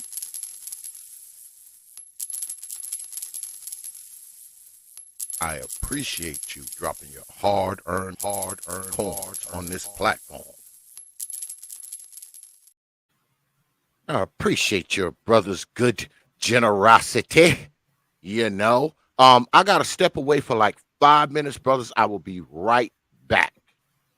5 minutes. I'll be right back. Y'all got it. Yeah. Do you sleep with women? Or do you believe that sex before marriage is a sin? Hold on. Don't premise a question. Do I sleep with women? Of course, I'm a straight. No, masculine I'm man. not questioning. But that's how you premise that is wrong. Wait a damn minute. I was about to walk away. I had to come back. What do you mean? What do you mean? Does he sleep with women? But you have to present that question. But you have to present that. The second half is, or do you believe that sex before marriage is a sin? Nobody's questioning anybody's sexuality. We passed all that. Well, marriage biblically is consummated during sex. So honestly, I've fornicated before, yes, and I admit that is a sin, yes. So, okay, so you're saying that marriage? Are you saying that if you could? Now, I gotta ask because I've heard all kinds of Christians tell me all kinds of things. But here's the issue: the state. You believe if you sleep with a woman, she's your wife? Technically, that's the original design. Once you have sex, the world is so immoral now. Do you believe if you sleep with a woman, she's your wife? I don't know, because sometimes that's a hard question, because when you do something in sin and you're ignorant. Oh, wait, you can't ask the question because you asking me we don't agree on worldview, so you're asking me moral issues when you reject the moral standard that I'm gauging things by. That's why if you don't allow me to explain what I believe, and you trying to preface it based on what you believe in your ideology, it's not going to fit. So you asking me questions that you're not going to agree with. I just asked you the yes or no. It's not a yes or no question. I'm not answering it. It's not a yes or no question, because the world is no, it isn't, because in the Bible. Because first of all, marriage can be subjective based on if you believe it's legal, if you believe it's sex, people believe marriage can be a lot of things. Okay, and I asked you, do you believe if you sleep with a woman, she's your wife? That's your personal spiritual. That's God. I believe that's God's design. Yes. Okay, so you believe that because you believe I don't make that standard. I say I believe that's God's design, not my design. I didn't design us. So I don't speak for myself. I speak what the Bible says. So I'm not going to answer that for me personally. I believe that's God's design. Do we do that? No. As a majority of people. For those who did, good. For the majority of people, we have not done that. But that is his design. I can't determine what, if I'm speaking from a biblical worldview, my opinion is not the design of God. So I just want to tell you. So you're abstaining from sex until marriage then, to follow the Bible. Well, right now, that's what I'm doing, yeah. I told you I've had sex before, so that's a hard question to answer. So I don't agree with legal marriage, no. So it's not going to fit with what you're trying to say because God's design, I've already fallen short from that. Because I've fornicated several times in my past.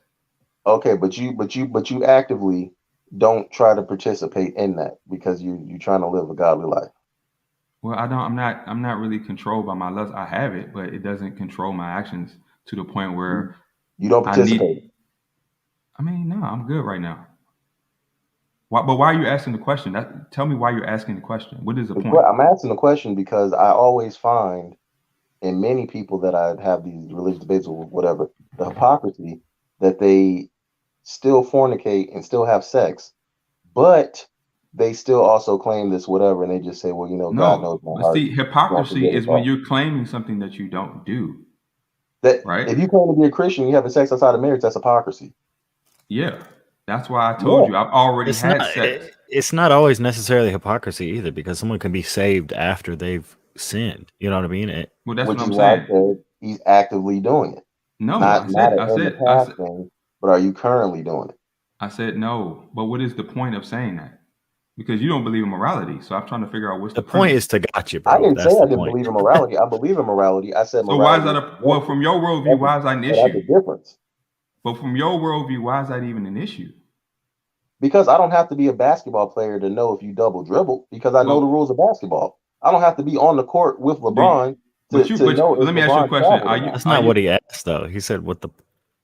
Like, why would you? Why would?" Because I'm proving my whole thing with what I was saying with Little Big Nate earlier is people have moral selectivity, and when they're talking about right and wrong or whatever, especially quote unquote, people that use the Bible as whatever their basis is. But here's the thing: the Bible also says I should be patient. So if I'm impatient, but hold on, if I'm impatient in a moment in life, I can admit that I'm wrong, even if I realize the Bible says I should be patient with everyone. So if I have a moment of impatience, I can admit that I'm wrong. That's not, see, when I admit a wrong, I'm not being a hypocrite because I'm calling out my own error, my own evil. Because we all struggle in some way. So no one's perfect. So even if hold up, wait, no, it's not. If I call out my own evil, see, hypocrites believe that they're right. Hold on, wait. No one, everybody does. Have you lied before? Yeah. Do you believe lying is wrong? Yeah, in certain situations. Okay, well, see, this is why I don't like having conversations with you, because lying is right or wrong, but you say in certain situations. So, okay. Because I have a question for J.I. Parents tell children that Santa's real. That's a lie. I don't agree with that. I don't agree with that, and neither does the Bible. But they're lying to their children, but I don't believe that's wrong. But what standard are you? The Bible doesn't say to do that. So what standard are you judging these parents? Christmas is not a biblical thing. Exactly. So why you bring that up? It's wrong. Everybody should know that's wrrong. Because you said that lying is always wrong. I'm telling you why it's not. From my worldview, I don't tote the Bible as the right or wrong device. But are you comfortable with somebody lying to you? Am I comfortable?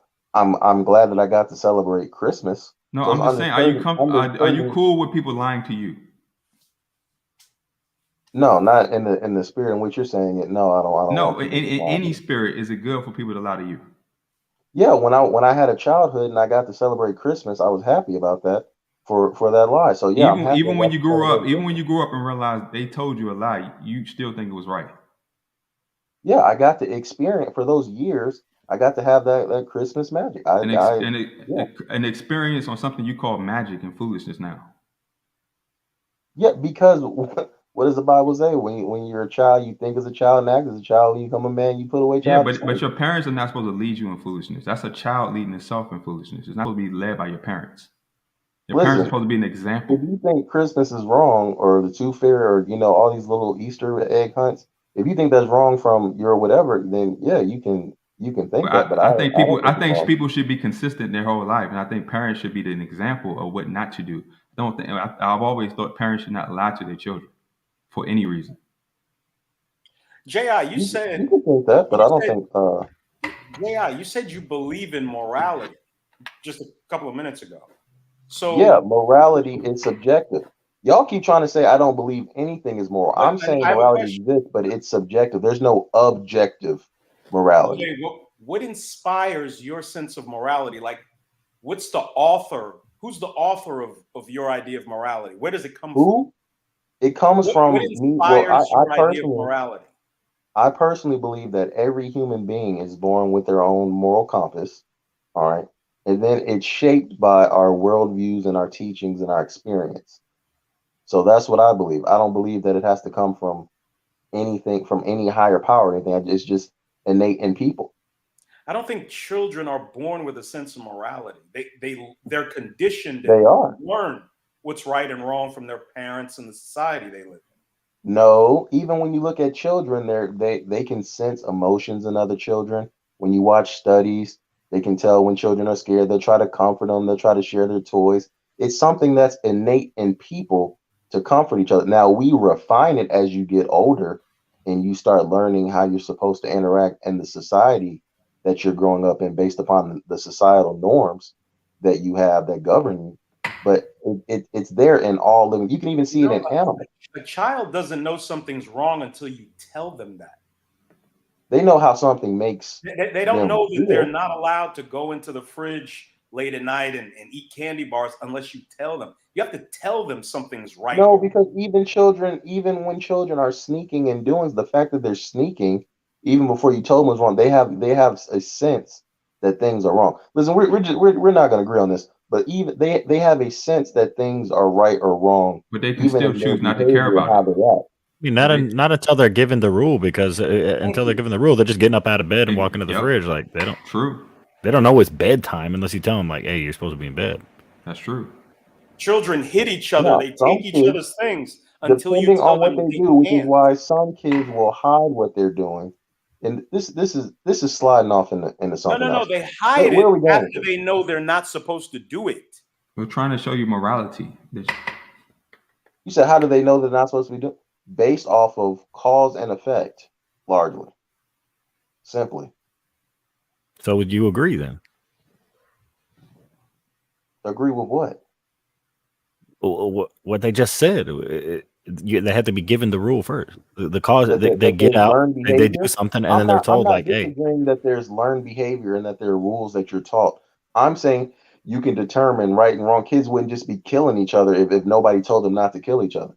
Because there are kids are certain preset. things Kids that are are preset to do what inside they of feel. you No, kids are that preset to based do what they upon how feel. they feel. Not. And you can see kids feeling and discerning emotions and all kinds of social experiments that they do with children and things like that, even in kids. So Yeah, I but believe that's based on kids that have some kind of sense right and wrong of. in people. But that's only among kids who have been given some sense of standard. You can't say a kid is wrong if they never were taught anything. And the black community is full of those children. You're conflating things. No, I'm just saying. You You're saying asked that me kids should know. initially, You where saying do I that kids get my should. moral compass You from? saying that kids should understand a rule that they were never heard. Listen, you're conflating things. The question was, where do I get my moral compass from? I said, I believe human beings innately have whatever they believe to be right and wrong that's largely shared between most human beings. And it's a combination of what you learn as Where do you you grow get and that you from, go through your though? But where do society. you get that from? Why do you believe that they have it innately? Where does that come from? Why do you believe? Why do I? You can see experiments even in animals of behaviors Animals eat each other. when they hurt certain things or whatever, they stop. When they see things, the responses that certain actions get, if it's a good response, they engage more in it. What are you talking about? Animals eat their own kind. Yes, they do. Some people eat people. People eat other animals. Do you think that's right or wrong? Your parents, you're conflating things. No, I'm just saying. Do you think that's right or wrong that people should eat people? Huh? I said, are your parents Christian? Are my parents Christian? No. Were their parents Christian? Were their parents? Yeah, I was raised in a church, in a Christian community, like most people in America were raised in went to some kind of church. Okay. Yeah, unfortunately. Shout out to my brother again, Perfect Blackness, with the $5 super chat. He says precept upon precept, line upon line, here a little and there a little. Too bad that, among other things in the Bible, aren't taught. I appreciate that, brother. I agree. I agree. The Bible.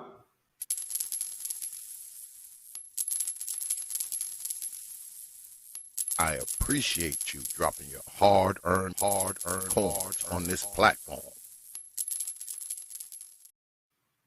Yeah, I agree. Yeah, I agree with that too. Yeah, I agree with it too. Go ahead, you got it, brother. Spiritual Logic. Yeah, the Bible is not being represented biblically. People, false teaching and misrepresentation is the biggest issue with the Bible. Most people realize that a lot of things they think is from the Bible exposes. It's like the LGBT agenda. You can't blame that on the Bible just because they have it in unbiblical churches.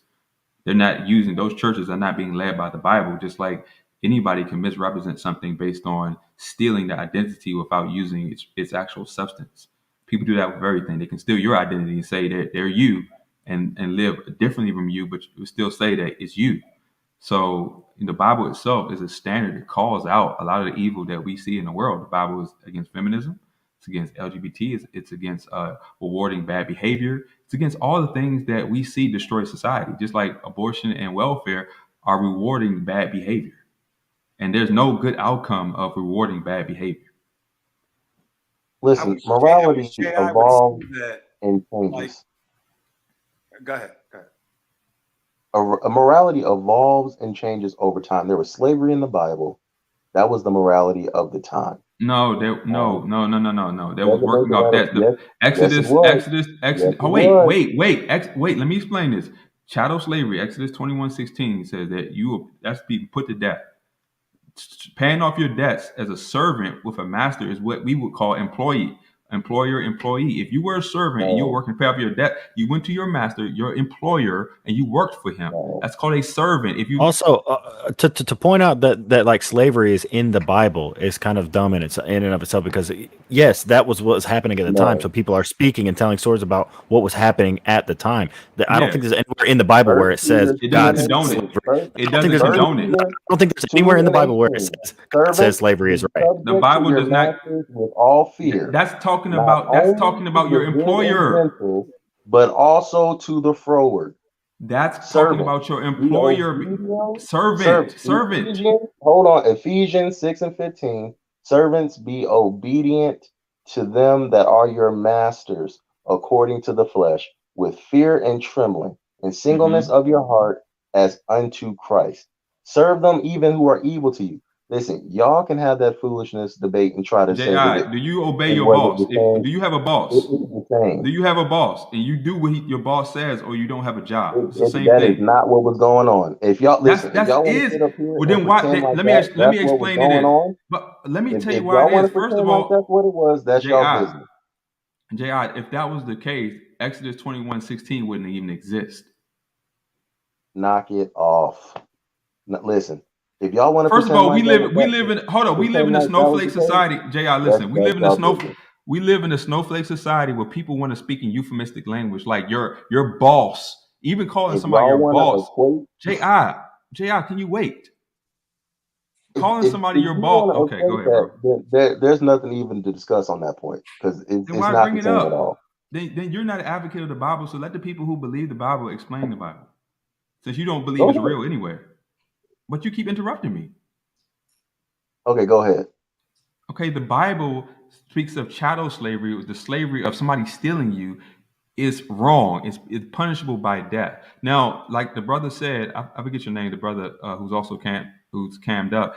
He said that historically, yes, slavery happened, but it was never condoned by the Bible. Remember, this was thousands of years ago. People didn't they didn't have the word employee and employer and boss and all that. But when you work for somebody, they are your master in many societies. That's why even in unbiblical societies, who you work for was considered your master. They call people in Asia your master if you were a learned student under them.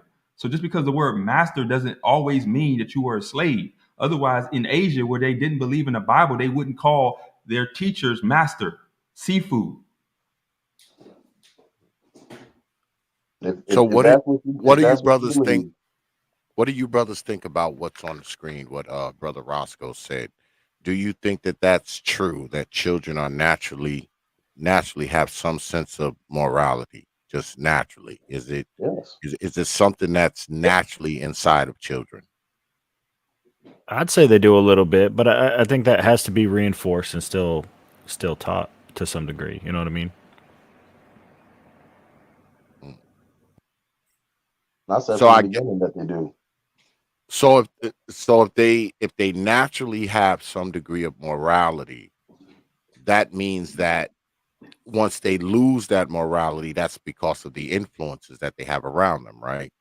That's why we got, these kids in these cities, they're 13, they're 12, they're carrying 38s and then killing folks and shooting folks and doing all this kind of foolishness.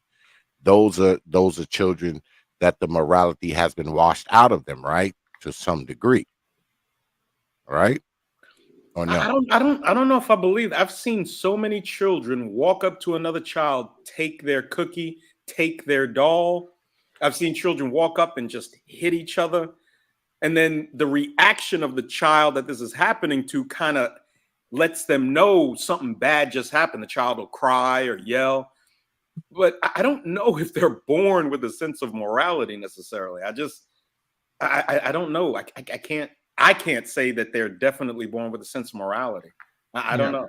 I think you have to teach a child how to lie or be sneaky. So they can know what is right. If you tell a child don't eat the cookie, and they'll still sneak and eat the cookie. So that's just part of the flesh. Like from a biblical worldview, which I know people don't agree with, let me explain what the flesh being born in the sin means.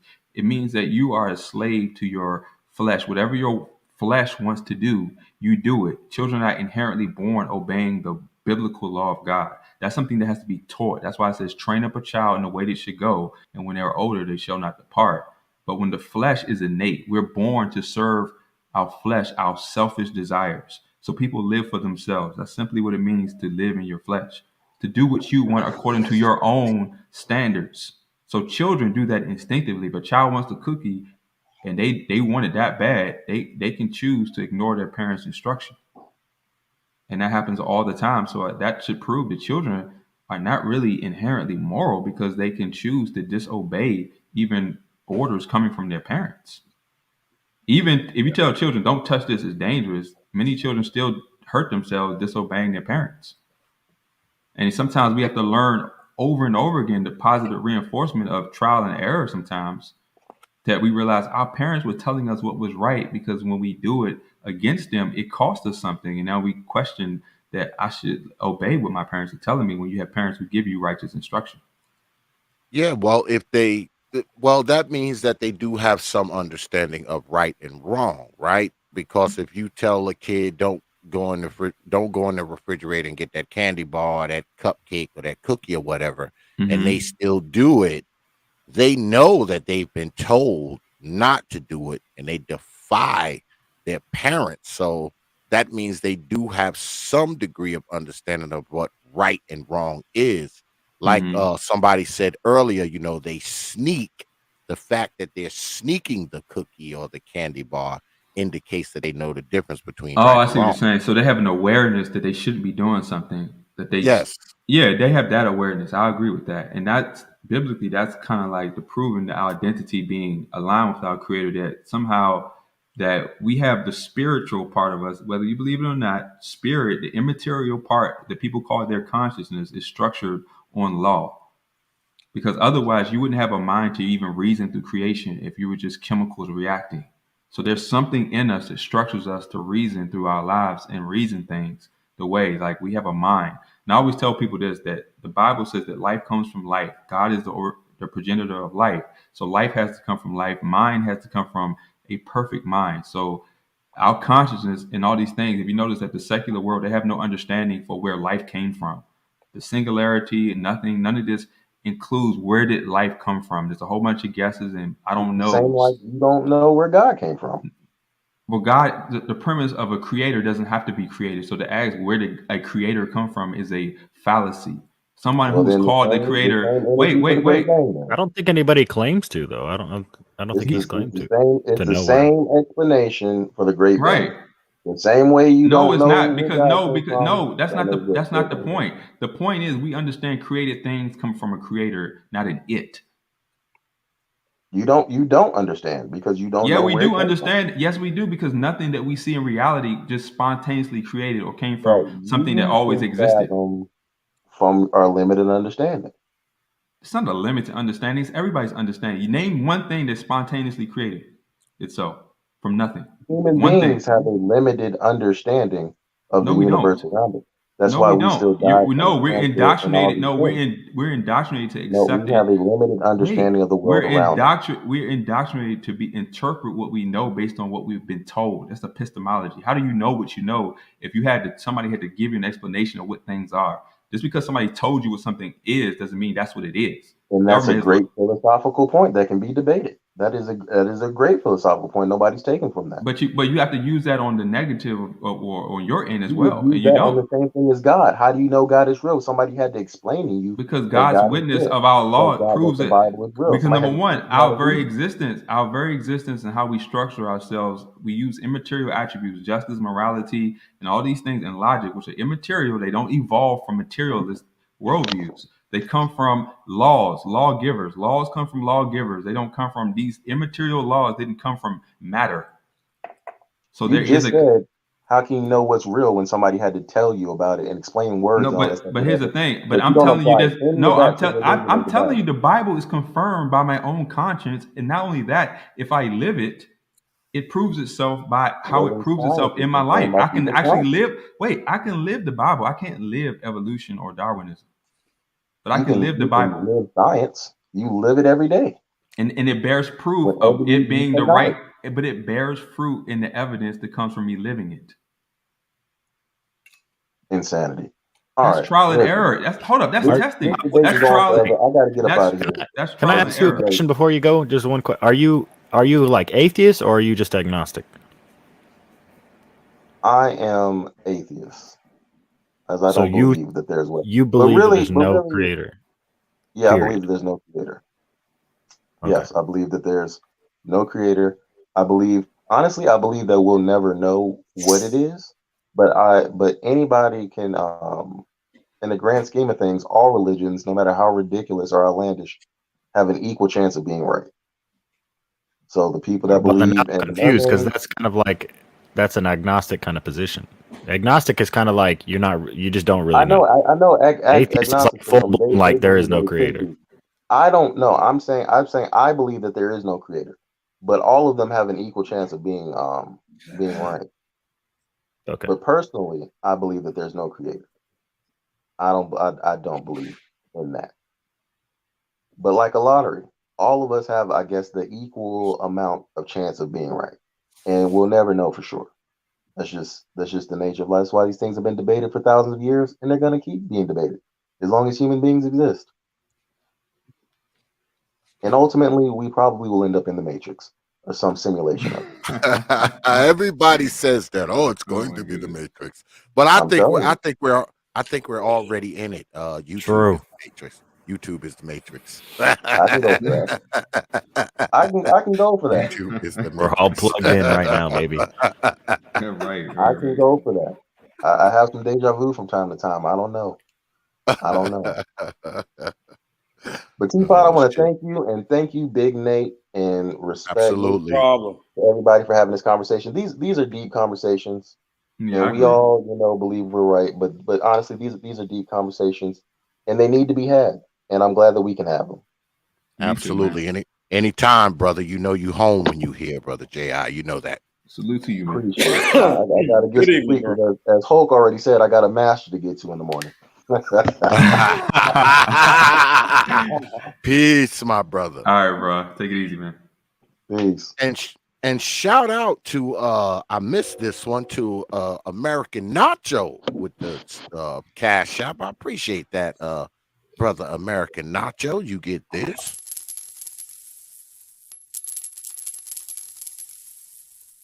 I appreciate you dropping your hard-earned coins on this platform. Missed that one, brother. My bad. I ain't got my glasses on, you know. Hey, everybody else on the panel done it, so they're making my pockets feel small. So I had to, Where do you usually move around, American Nacho? Do you move around in the black manosphere, quote unquote, or where do you usually post up? Wherever discussions like this are being had, I kind of move around. So I was kind of around like the right-leaning Twitch spaces and just the debate panels in general, and then like on YouTube. And I found T.P.O.T through some friends of mine. Now I'm blanking on his name. He comes by here all the time. He got big. He got his biggest video from filming that fight. Oh man, I'm blanking on his name right now. We went to DC together, but anyways. Oh, Trey. Yeah. Trey. Gotcha. Yeah. Gotcha. So I knew Trey, and I had been on some panels and stuff just in circles with him. So that's how I found T.P.O.T. You're just now knowing me through that. Everybody. No. Everybody knows me, man. I am a fucking legend. The first time I came on here was about 1.5 years ago, I think. It was leading up into like the election and stuff, I think, when there was a lot of conversations being had. So cool deal. Yeah. Just wherever there's conversations to be had that are, meaningful, at least in my opinion. Yeah, these are very deep convos, man. Very deep. Yeah. Oh, shout out to my brother Spiritual Logic with the Cash App. I appreciate that, my brother. You get this.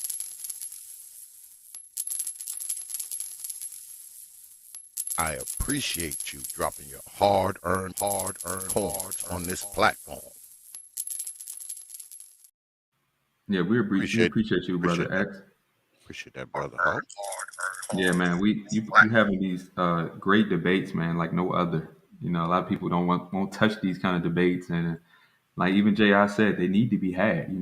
These are issues that are fundamental to how we interpret our lives and what's happening in our real world, and just things that give people some kind of a viewpoint of maybe how life is turning into what it is.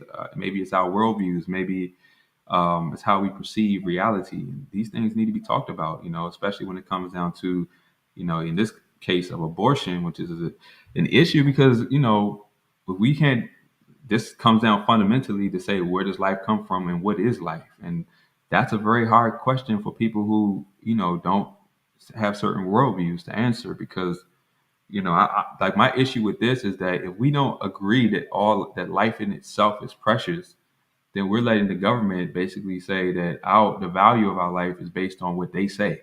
So at any moment, like he said, morality is changing. Well, that could change in the opposite favor. What if it's inconvenient for government to start keeping people alive who do certain things?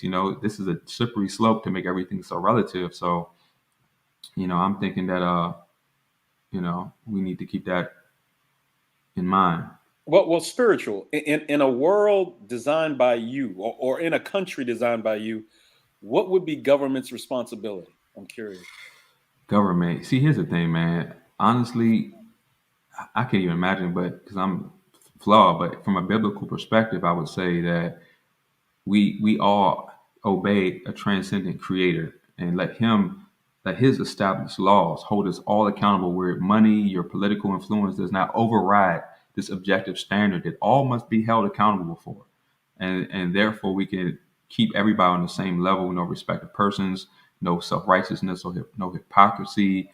And none of these things will come out because everybody is held to the same standard of a transcendent law that comes above us, not just where we're trying to create law within ourselves based on our biases and our selfish self-interest and desires, like the world we live in now. That's why there's no real justice, because self-interest, wealth, agendas and stuff are influencing the law that have nothing to do with actually upholding an objective standard of life and things that we value.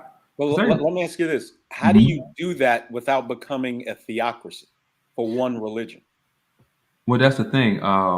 See, and this is the great issue that so many things have been sown into the world that the chaos is part of the weapon used to keep us unfocused on evil objectively and letting each person live in their own pride. Now we have ego against ego and pride against pride. So it's really no way if we don't agree on the witness of our Creator. There really is no way.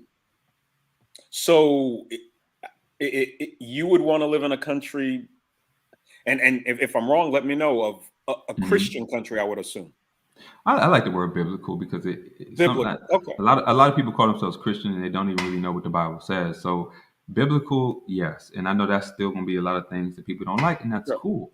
But I just think that for me, speaking for myself, yes, because I'm going to die, and I know I've committed sin in my life, and I want to be accountable for the life I live.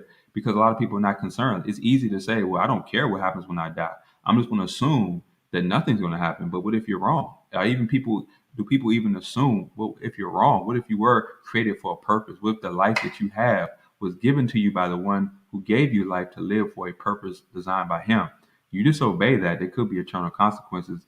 And I wonder, do the people who call themselves atheists, do they even consider if they're wrong? Because we know humans are fallible. So do you even consider the fact that you could be wrong, and what are the consequences if you're wrong?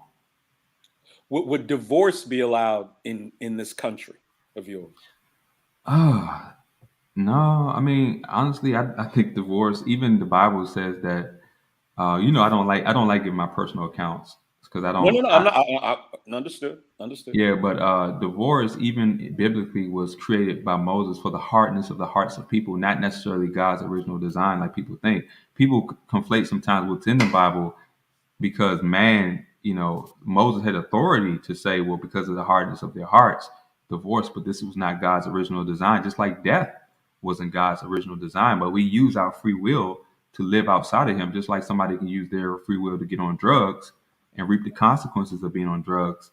We reap the consequences of disobeying our Creator, and that consequence just happens to be death. So, look, and now when I say our Creator, that's His word, His will, His established law that actually keeps everybody held to the same standard. And I think that society has moved so far away from an objective, transcendent moral standard now until we're arguing things that we should all know are logical. Like we all know there are men and women, but society has moved into this scary realm where people just want to lie to themselves and act like there's things other than men and women. And this is why I say it's a lie, because everybody, when they're honest, they know they're just men and women. But now society has allowed people to lie and live in their imagination and just say, no, this is whatever. Like there is no objectivity of male and female. And we should all agree on that. Crazy. We should all agree on that. Supreme Court justice can't tell you what a woman is. Well, and that's because she's promoting her godlessness. Basically, she is against there being an objective standard. No. She's promoting her religion. These are their beliefs. This is how. This is what's turned into a religion for a lot of the people that are in politics. And I won't say that it's just the left, even though, in my opinion, it's happening more on the left. But it happens on the right too. But this is their new religion. I mean, this is how they're showing to the world that, like, this is my way of showing, like, this is my mark. I'm part of the community. Pregnant men emojis on all new Apple products. Wow, that's crazy. And that just proves that it's a religion because they don't have a logical standpoint to justify that. So it's just because they want to believe in something that, as much as people say, how do you prove the Bible? You can't prove the pregnant man narrative. So you have to have faith on that. So there is a faith component to believing a lot of things like theories. The evolution and the Big Bang, these are theories, even by the accepted science community. They're not fact. And these theories are what the worldviews are being built on, theories that you came from an ape. So now people believe because they came from an ape, they can justify living on instinct and impulse, which we see has a negative effect on society. You go out here and just fornicate randomly, there are consequences, not just STDs and children, but there's a lot of things, envy, jealousy, murder, all these things happen from people living in chaos. but we want to pretend like there's no consequences, even though we ignore objective reality of people living in chaos every day. And we have historical precedents. We have ancient Greece, Rome, all Babylon. These yep. And it was just like this before their fall too, man. Exactly. I was literally about to say the same thing. I mean, you can say what you want to say about Rome, but it was objectively a great and powerful empire. And then right before its fall, this is the same kind of things that they were dealing with. So absolutely, yeah, because people want to. People are trying very, very hard. Even people in power and people who have control over media and influencers, they want to make right and wrong, good and evil, up and down subjective, based on whatever they think, whatever philosophy. Pretty soon they'll be telling you it's all right to run red lights. But shout out to my brother again, Brother Perfect Blackness with the 20 showing out with his money tonight. He said chattel slavery did not exist during biblical times. This is why the ignorant should not be reading the Bible without a strong concordance. That form of slavery did not exist until America thought it up. I appreciate that, Brother Perfect Black. You get this. A big coin drop on the platform. I appreciate that, brother. Go ahead, brother Logic. Yeah, I was just saying, that's what I was trying to say about slavery, because just like I said, in other cultures, master wasn't just a word used biblically. People have to understand that slavery existed in all cultures. Every culture throughout all history enslaved its own people at one point or another. This was a consequence of evil, people living and diminishing the value of people, just like they do with life. When you diminish the value of another person, evil comes up from that, because that's out of pride that you think that your life is better than someone else's, or you feel entitled to benefit off of someone else's labor. That's a value issue about the world telling you that your life doesn't have value and somebody else can dictate your value. So out of pride of man, do all evils come from? That's why the Bible keeps it objective and say, no, that's not allowable. Although there's historical context that things happen that was never condoned biblically. That's why I'm saying that anywhere in the Bible it says master or servant, I can have an evil boss, I can have a good boss. But because my boss is evil doesn't mean I should give evil for evil. Now I can leave and just find another job. But if I'm just like we live in a world right now, we have to work to pay our bills. That's not a new concept. That existed all throughout history. People had to work to pay off debts. I mean, I'm sorry about Perfect Blackness, but what you're saying is just not true, though. Like, unless I just don't understand the definition of chattel slavery. Like, there absolutely was chattel slavery throughout history, all the way back into biblical times. People owned and sold other people as property. Oh yeah, but that wasn't condoned by the Bible. And then there was also indentured servitude, which came under many different names, but where you basically could volunteer to say that, like, you know, you would work for food and housing, or you would work for some sum of money, you know what I mean? And that your way of debt, you know, to be paying it off or however it worked would be, you know, your slavery, I guess, or your, you know, devoting however many years, 10 years of indentured servitude or whatever it was. So either I don't understand the definition of chattel slavery, or I don't know. This is just not true. This could be the case. I don't. Well, chattel, I believe, means correct myself and look it up, but I'm getting a lot of different. Totally owned by another human being. Like, yeah, that was no rights that have to be honored by your enslaver. That's my understanding of chattel slavery. Yeah, that wasn't an American thing. That was long before America. I mean, slavery was just like the thing. That was just part of living. It was like having a smartphone. It was just something that existed in life. And it was like, if you could dominate another human being, then you owned them. Or, you know, if you could become powerful enough to have the means to purchase another human being, you could do it. Nothing was off limits. And that's kind of what I mean. Like, if people just allow people to live according to what they believe, then what's the stopping anything from happening from the level of government? Because there's an issue with giving government this godlike power to control us. Because what happens when the government, which is already corrupt, increases in corruption? Eventually, they seek to enslave as well. I mean, people are already enslaved mentally. Now, you can't tell people to be accountable no more. You can't tell people to critically think. You can't even get objective truth from people. You tell them, are there just two? Is everything? Are they just male and female? You can't even get a straight answer anymore. People say, well, that's what you feel. Like, I was trying to piggyback on what y'all were saying earlier too. I just remembered. But whenever you're talking about all the discussions that are being had today, I think this is kind of like a side effect of being like, the top dog in the world. This is what, we might have a lot of problems in America that need to be fixed, but at the end of the day, we're sitting pretty on top. We're sitting on the throne right now, and these are these are a part of the consequences. Is that since we have no direct threats, like these are the kind of things that we just get to discuss, and it's like there are a lot of things that get discussed that are really beneficial to society, and it's like we should be looking inward, and we should be trying to promote a good society, but then we kind of take it too far, and we're kind of like, there are more important things. You know what I mean? I'm not gonna be a complete asshole, which I could, and say that none of this shit matters, but personally it doesn't. But it's like there's just a lot of things that are on the pecking order above these issues. You know what I mean? So, and I think that's kind of stuff that like a lot of people that you don't even have to be on the right. It's just, you see Dave Chappelle getting in hot water over stuff like this. It's like, I don't think he sees that these things are like non-issue, like you just don't matter. But it's more like he's going to put the black community, he's going to put things that he thinks are more important above those issues. And he makes that very clear.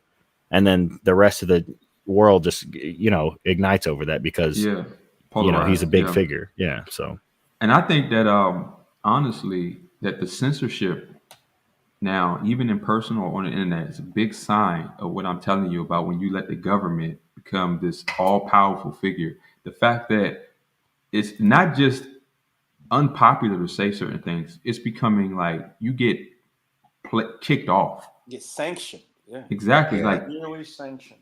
That's it all depends on who you are, though. Like, I mean, because we get up here and we say all kinds of shit up here on the internet. Y'all already said a lot tonight that I am surprised. A big time celebrity, though, they couldn't get on their show and say most of the shit we say up here. They couldn't say it. They'd be done. So the bigger you are, it seems like the more you are apt to be punished, whether it be your show being canceled, punished financially, quote unquote canceled, as they say.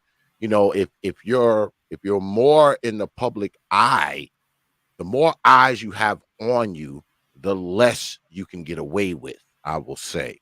Because I'll say again, I mean, with all the shit we say up here on any given night, you actually think those big celebrities and NBA players and NFL players can get away with it? Because we see what happens to them when they get even close. To touching some of the subjects we be touching on. But they get close, but they done. But you know what that proves? Just like a lot of these athletes, and people don't want to agree with this, on their contract, they're signing their whole, like, they're practically property of their franchise. Like, because they be having ethic clauses and all this. Exactly. So they have to represent whatever ideology the organization that they work for represents. So all these, NBA, NFL, they all promoting liberal agendas. So they can't. A lot of them own their likeness and everything too. It goes down to like, it's crazy, bro. I got a question, Spiritual Logic. Sure. Your opinion on Kevin Samuels' passing and the reaction of a relatively small but very vocal group of Black women celebrating his death. Curious to get your perspective on that. Well, you should never celebrate death, and I'm against that. Usually when people do stuff like that, it's because they really don't have a valid argument against, negating the message that was being said. And like I said, like for me personally, I'm not a Kevin Samuels advocate, but I do not condone anybody celebrating the passing of anyone. So I think there's a way you can respect the fact that someone has passed away. And if it comes up to say, well, why do you not, agree with his worldview? It's the same way why I just stick with a biblical worldview. I think our issues are spiritually. I want people to be prepared for the inevitability of death, and putting all your stock. Because here's the issue. The issue with people is that wealth and lust will corrupt men if they don't have a discerning of an act of wisdom to discern, not to be controlled and enslaved by these things. And I think that the issue with people is to get their spirit correct so that you can use money and you can have a framework and a structure to deal with a woman in. And I think that that's why I keep things biblical. And I think without that spiritual internal work being done, I think promoting wealth and worldliness and vanity and greed and all this stuff will compromise people more. And I want people to deal with themselves inwardly of the spirit first, and then you can see clearly to deal with getting money, because there are a lot of people who compromise a lot of things to get money. There are people who, out of lust, they get into these terrible relationships, and I've gotten into terrible relationships being led by lust, and I've done foolish things trying to chase money and all these things. And I'm just kind of speaking, from not just my own example, but just the example that being led of the flesh leads to the corruption of the flesh, like the Bible says. And I just want people to avoid that. And people, but what these women are doing, no, that's wicked. That's weird. That's evil. And I will admit that. If you have an issue with someone's message, you should be able to articulate that in an honorable, respectful way. But just to celebrate somebody's death, well, we know that's just plain evil. Gotcha. Appreciate that, man. Thank Mm-hmm. you. Oh yeah. We've been joined by my brother, my Chi-Town brother, Brother Perfect Black. What's good with it, Brother Perfect Black? What's going on, Brother X, man? Thanks for having me up, man. What's up? What's going on to the panel? Hey, What you got on it, man? You got super What mic. you got on it, brother? Yeah, man. What you got on it? Thanos mic. Oh. Thanos mic. Okay. All right, give me a second. Let me turn this down. Hold on. I knew he was coming on. The last time I was on, he was on here too, so I knew he'd been on the panel. That's meant for you, man. We gotta, we don't shy away from discussion. Hey, I respect it. That's what I like about T.P.O.T. That's what I was gonna say earlier. I really like that he does the open panel sometimes, because it really tells you who really believes what they say in the chat. Because there's a lot of times you see chats blowing up in some people's channels, and it's like you give them the opportunity to hop on and crickets. Yeah. Yeah, let me speak to that before my Chi-Town brother come on and say something. Let me speak to that, because I wasn't gonna say nothing, but see, y'all that made me say something. I got an email right the other day, right, and they wrote me and they was like, hey X, I got blocked. Can you unblock me? I think your bot blocked me. Everybody who comes to the channel know I got this bot in the chat that I call a respecter bot. And it will block your ass if you say something stupid. It just will. And they wrote me, they was like, oh, X, your bot blocked me. And then they were like, they couldn't just leave it at that, right? They were like, oh, X, I always thought that, you was about free speech, but, you have this bot in there that's blocking everybody. So I just want you to know that I'm going to unsubscribe. Now, 2 points here. Oh, God. Right? First of all, you write me to say unblock you, which I probably would have done if you'd have just left it at that. And I hope you're listening. I hope you're listening. When it comes to free speech, I am about free speech, but I'm not about free, disrespectful ass speech, you motherfucker. All right? I'm not about that disrespectful ass speech. All right? I mean, because when people come here, I treat them like they at my house. And there's no way in hell you would come to my house and disrespect me. Definitely not. And you wouldn't disrespect nobody that's in my house. I have grown children. I wouldn't even allow them to come to my house and disrespect one of my guests. They would have to get the fuck out. All right. And they fell out of my damn nutsack. So I'm not going to let you disrespect me at my house. You wouldn't get away with it. You just would not. All right. Because I would promptly ask your ass to leave. And if you didn't want to leave, I got a few things here that will send you. Okay. And I don't mean my big ass dog in the backyard either. All right. So you just wouldn't get away with it. Number two, Number two, I don't know why you told me you were going to unsubscribe, because you didn't tell me you were going to subscribe. So too much information. All right. TMI, too much information. And another thing, which I found absolutely ridiculous, you're going to ask me to unblock you, then follow that up with your unsubscribing. I don't know what's wrong with you Negroes or white person or whatever the fuck you are. I don't know what the fuck is wrong with you. But one thing, rest assured, I won't be unblocking you. You can keep your fucking subscription. And if you said something that was fucking disrespectful, I'm glad the fucking bot blocked your ass. Damn. All right? All right. Damn. Brother Perfect Black, what you got on it, man? What's good, man? How's the mic now, man? Is it too loud? Yeah, you or good. It's better. You good. Yeah, You got it's it. good. It's good. Okay, good. Got it, I don't bro. want to be blasting nobody's eardrums out. You did that already. That's Hey, ridiculous. hey, but Too late. before you go, T.P.O.T, I'm gonna go ahead and bow out. I appreciate you All right. having me up, and salute to Brother everyone. Spiritual Logic, man. You know you welcome here any goddamn Yeah, time, brother. salute to all Anytime. everybody on the panel. You know, J.I., Perfect Blackness, Little Big Nate. What's your name? Nacho. Nacho. Thank you, and definitely T.P.O.T, man. It's always a pleasure. So I'll check y'all later. Salute, Thank bro. you, brother. Peace. Brother Spiritual Logic. Brother Perfect Black, my Chi-Town brother, man. What you got on it, man? Okay. Now, of course, I was going to come up on this, especially what the fellow here was saying about. This is one reason why I think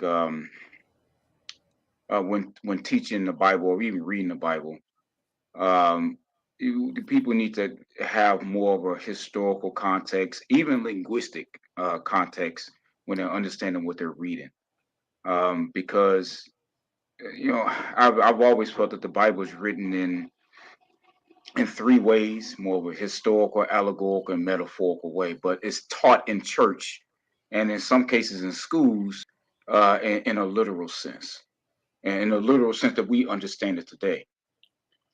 But I have to disagree, at least from all my research and everything that I've read. Is that the slavery, in terms of how we understand it in the United States, that form of slavery had never occurred. Never. There is no history. There's no written history of the form of slavery that occurred in the United States happening. Well, Sure.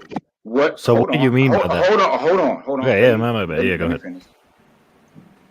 This form of slavery, and I use the word chattel slavery on purpose, because from what we would understand as, quote unquote, chattel slavery is the selling, the owning in perpetuity of whole families and all that other type of stuff. The idea of that on a mass scale, where the offering, the offsprings, and all that really, that wasn't as in vogue as it was during in the times of in American society, where whole economies, the entire economy was based off that.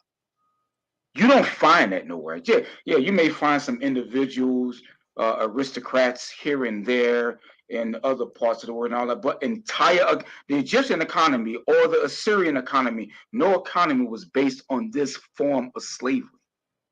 None, zero. You won't find it nowhere. You just won't. You'll find individual patches where someone who was able to afford it here and there, but you won't find that entire goddamn economy where laws were passed in order to benefit it and to make it stronger and all. You won't find that. You just won't. So when I say that you won't find, that's what I'm talking about. Can you find individual examples of that? Sure, you can. But you won't find it like this, where it happened like this in the United States. You just won't. And see, and it bothers me. And I mean no disrespect to anyone on the panel, but it bothers me that when white folks or white Hispanic folks or anyone who could be considered as white come into these spaces or come into this type of discussion, and they just say that stuff and everybody just start to shut up. I'm not saying that's what happened here, but that's what bothers me, because it didn't happen that way. And you think just to say, well, just happened in the Bible. I really wish people would really read the Bible and really get an understanding of a historical context of things, a linguistic context of things, and in terms of how the Bible was written, how it was even compiled, what was going on during those times, politically, socially, all that other type of stuff. Because now we have all the time in the world to sit and contemplate, everything that surrounds us politically and socially. But during those times, they didn't have anything to distract their poverty. And somebody got a lot of background in it. Somebody got a lot of background. But in those times, it was completely different times then. So I mean, and that was all I wanted to kind of say on that. And I know the fellow here probably gonna have something to say on that. So I didn't really come up to do a lot of arguing or anything, but I just want to come up to at least defend that. Mm-hmm. If y'all were wondering what I was doing before, I was checking because I can't see the other screen because I don't have my glasses on. And I saw the ladies talking. I thought maybe the ladies were fighting with each other, so I had to make sure it wasn't a cat fight out in the bleachers. Make sure it wasn't a cat fight out there. So that's what I was doing. That's why I kept bringing the messages up so I could see them, because I don't want you ladies cat fighting out in my bleachers. Understand? No cat fighting out there, ladies. All right, especially Alice. And I was meaning in Sunday schools. I wasn't talking about public schools or anything like that, or maybe even private schools. But I wasn't talking about public schools or anything like that. That's what I was talking about. Just to don't be out there cat fighting in my damn bleachers, Alice, with your little 4 foot behind. You're known for cat fighting in audiences, so don't be out there cat fighting, girl. But go ahead, Nacho. Yeah, I would just still have to, respectfully disagree. I mean, the only thing I think that was different about American slavery was that at some point it became directed towards black individuals or individuals of color. It was, I mean, that's the only difference. Slavery was just was a part of nature. I don't know what's supposed to be different about it. I don't think the whole economy was based off of it. I think America did definitely benefit a ton more than many other countries at the time. Maybe they did it, however it was happening, was done better than other countries, but every other country at the time was doing the same thing they were doing. I mean, anybody they could get their hands on was, if they could buy and purchase you and put your whole family into slavery for however many damn generations they could get away with it, then they would. I mean, that was just human nature at the time. I don't know what I'm missing. I mean, if you can enlighten me, I'm here for it. Okay, and that's not that your response isn't surprising, at least not to me.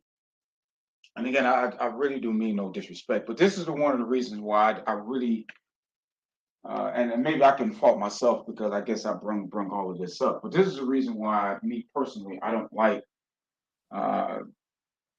white folks or anybody else outside of the black community within this conversation, because when you get white folks, when you get non-blacks up in here in this type of conversation, you get that type of response. Well, it happened there. This is just human nature, right? As a way to absolve themselves of the degradation of the mess that they have caused the current, the black community here in the United States.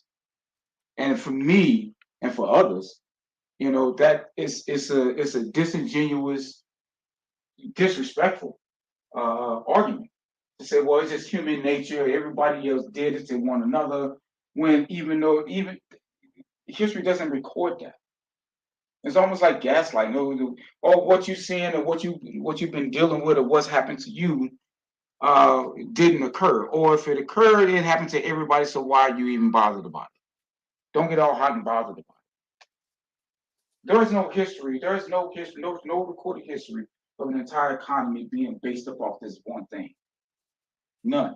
I mean, he even said it himself about it being based upon blacks. That's true. That before that's another aspect about it that makes the American slavery unique, because they tied it to skin color. But outside of that, they went in further, and so that they made it. They tied the entire economy off. But otherwise, they wouldn't have had to fight an entire civil war behind it. And see, for me, that's what really bothers me about this, at least about that. Now, like I said, I'm not to blame because I kind of brought it up, but that's fine. But still, I've always believed that when white people say, well, it just happened to everybody, it's just a way for them to absolve themselves of the responsibility, or at least of the damage that form of slavery had done to the African Americans or the slave descendants or FBA or ADOS, or however you want to call it, people who are descendants from slaves in this nation. I know I have, because I've done a lot of research on both sides of my family, so I know I am. And that the current poverty of Black Americans are tied to that institution. And when they say stuff like that, it's just continues that they want to absolve themselves of any type of responsibility or any type of what's the word am I looking? I guess any type of responsibility of the current state of Black America that is tied to that institution. To say that it was normal, as he said, human nature. Well, I don't really think that type of slavery is necessarily human nature. That's just I can be wrong on that, and I stand. I will, if I'm wrong on it, that's fine. I'm not a psychologist or anything like that. But and if I'm wrong, that's fine. But I just don't think that that's human nature. I just don't, and I don't think that absolves the American population of any responsibility of the current state of Black America when it comes to chattel slavery, the history of chattel slavery. Yeah. So if I could clarify, like, I didn't say that was human nature, like, period. Just at the time, that's what it was. You know what I mean? It was just like posting a black square on Twitter or some shit. That was just people. That's what people were doing. Everybody thought that was the right thing to do at the time, and that was how to get ahead. And so that's what they did. But I conceded that, that it had in America a much greater impact on Black Americans or African Americans at the time. I've done a lot of history on my family. Like I'm Mexican, bro. Like the Texas Rangers were literally fucking created to go kill fucking, Mexican slaves or indigenous peoples that were crossing over from Mexico into Texas at the time. So on one side I have immigrants from Europe, and then on the other side I have Mexicans that were killed by the Texas Rangers. So I mean, I feel you on that. Like, I'm not trying to dismiss what you're saying. You do know. I'm sorry, man. I got to bounce down, gentlemen. I appreciate it. Salute to X, Perfect Blackness, Nacho. Appreciate it, gentlemen. Appreciate you, man. Appreciate you.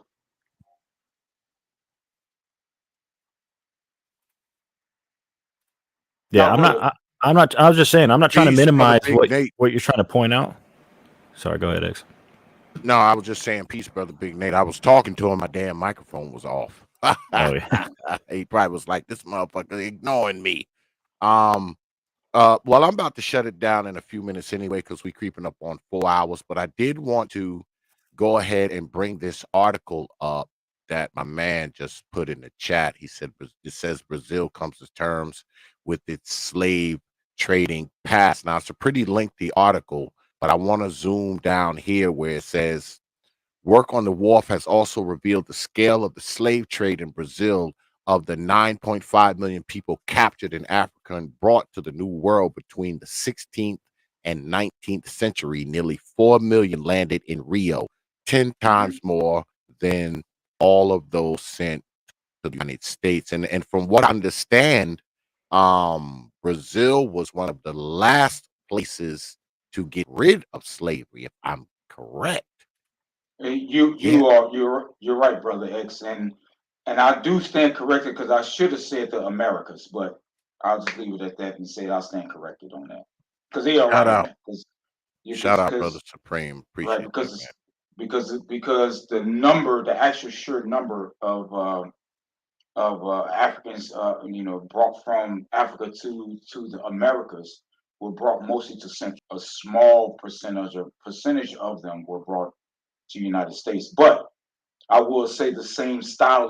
That doesn't take away from my point, because the style of slavery was the same in all the Americas. They were the same. And matter of fact, it can be said that the form of slavery that was done in the Central and South America was in a lot of ways worse, because routinely they would take the first stop would be that area there so they could be broken before they would be sold here in the United States.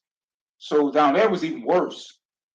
So again, it doesn't take away, but SKC that doesn't take away from my point, in that this form of slavery in the Americas had never occurred before in human history up until that time. Now going back to the brother I don't know what his name is again. I'm sorry. So I Nacho. That's fine. Yeah. Now you do realize, and me saying this, I'm pretty sure I'm not saying anything that would be news to you, in that the vast majority of a lot of Hispanics, and I say that I mean that in a broad term. Okay, I'm not just talking about just Mexicans or Dominicans. Talk about Spanish from Spain too. Which word? Well, that would okay. I'm not going to go into that. Yeah, I know what you mean. Because I don't think people from Spain consider you guys Spaniards. They don't. No. You guys Spaniards. When they say Hispanic, that's what they mean. Right. Now, I mean it in a general term. To my knowledge, from what I've seen, most of you guys consider yourselves white. That's the reason why I use the term white Hispanic, because you guys consider yourselves white. At least most of you. I work with some that told me themselves that they consider themselves white. When given the opportunity to write down what they are, they say white.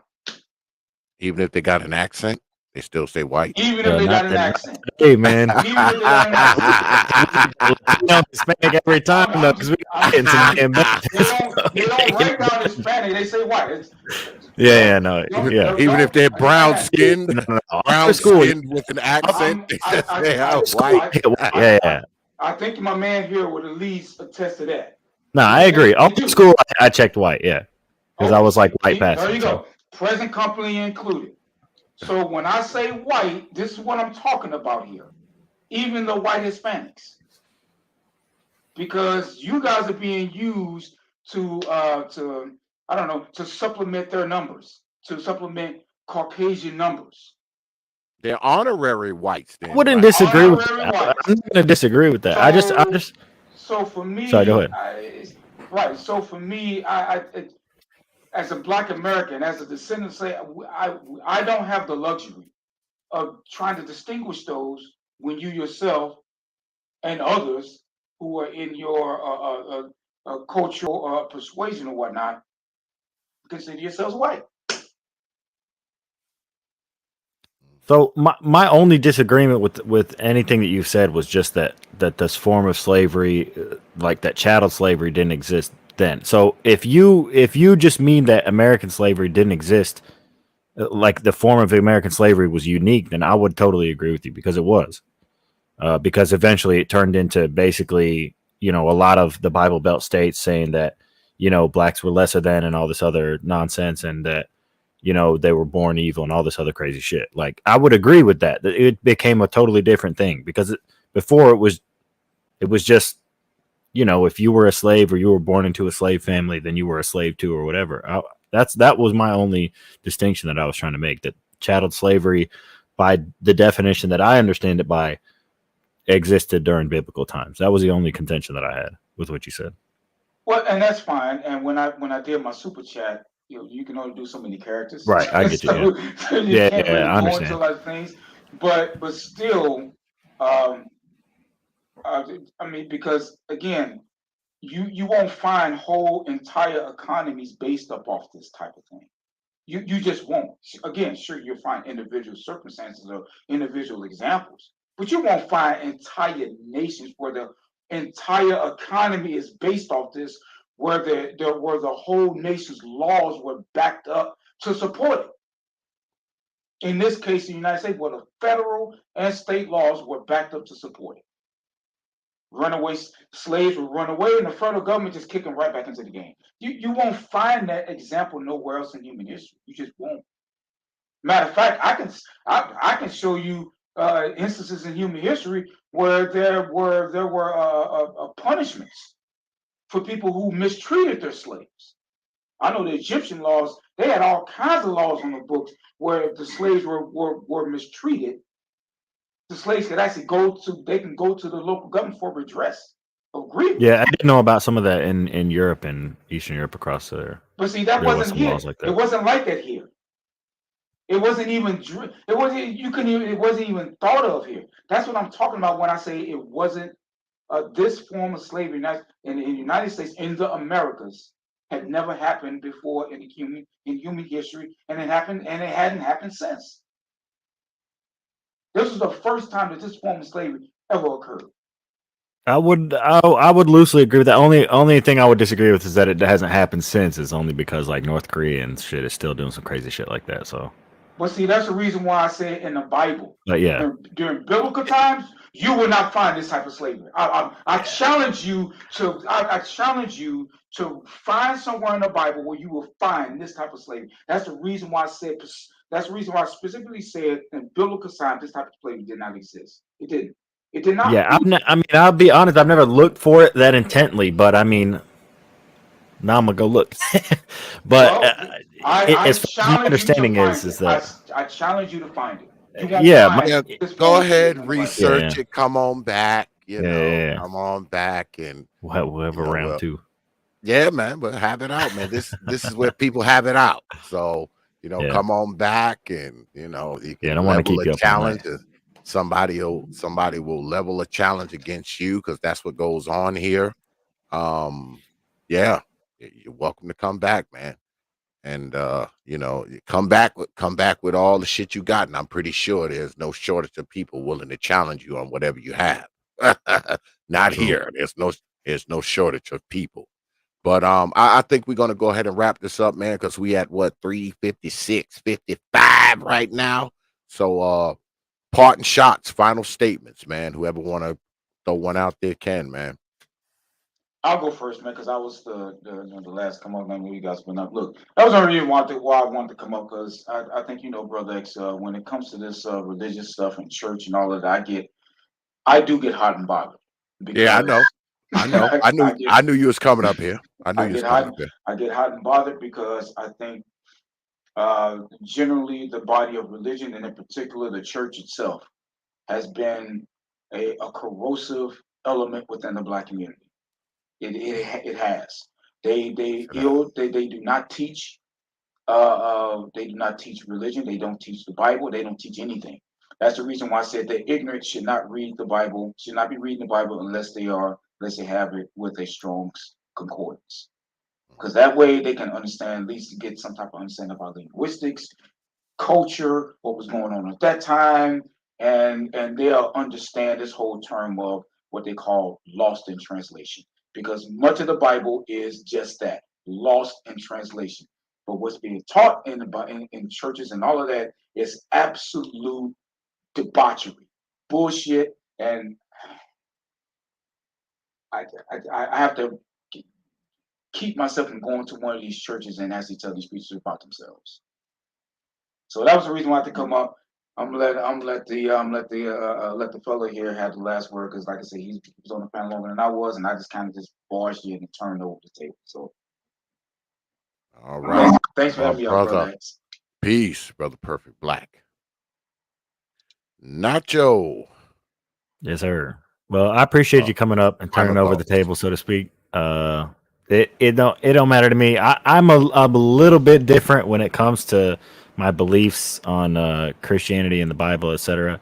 I do consider myself a Christian, and I attend my church, and I think the church is a really powerful tool, and I think it's a really beneficial to all communities. I can't necessarily speak on the Black community particularly.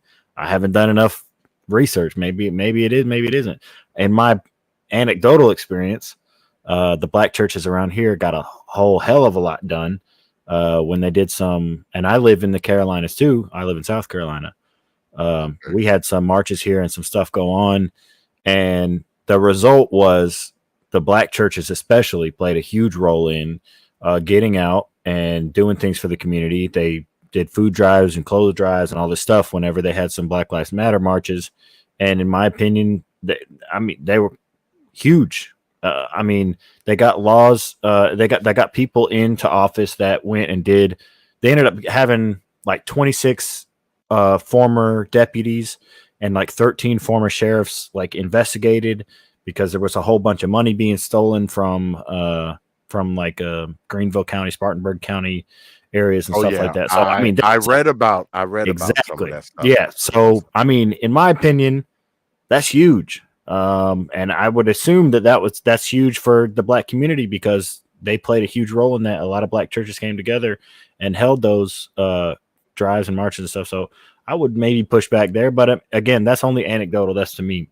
Maybe in the broader picture, it's not the same way, but I'm not one of those who take it word for word, the Bible and stuff like that. So I get into arguments with Christians at my church still, that I'm not Christian enough or by this and that. So I can understand his keeping it at arm's length and stuff like that. So I have no, ill will towards people that feel that way or that are atheists or agnostic. I think that overall religion is a beneficial tool but it has been corrupted in the past and probably still will continue to be, but I hope people can come around. I believe that too. And I was raised by church people, man. I got ministers and bishops and all kinds of folks in my family. And I still think the church is BS. And I was raised by church people. And I personally love my church, bro. And I found a really good church, but it took me a while. I do have it. I was more like spiritual for about 5 or 6 years while I was finding, and then I just happened upon a really good church. So, but I can understand why people are like that. There is a lot of people who abuse that, Feel free to come back. As a matter of fact, I do something like every Saturday. I don't know if I'm going to do it this Saturday, but I do something called the Ridiculous Race Game every Saturday.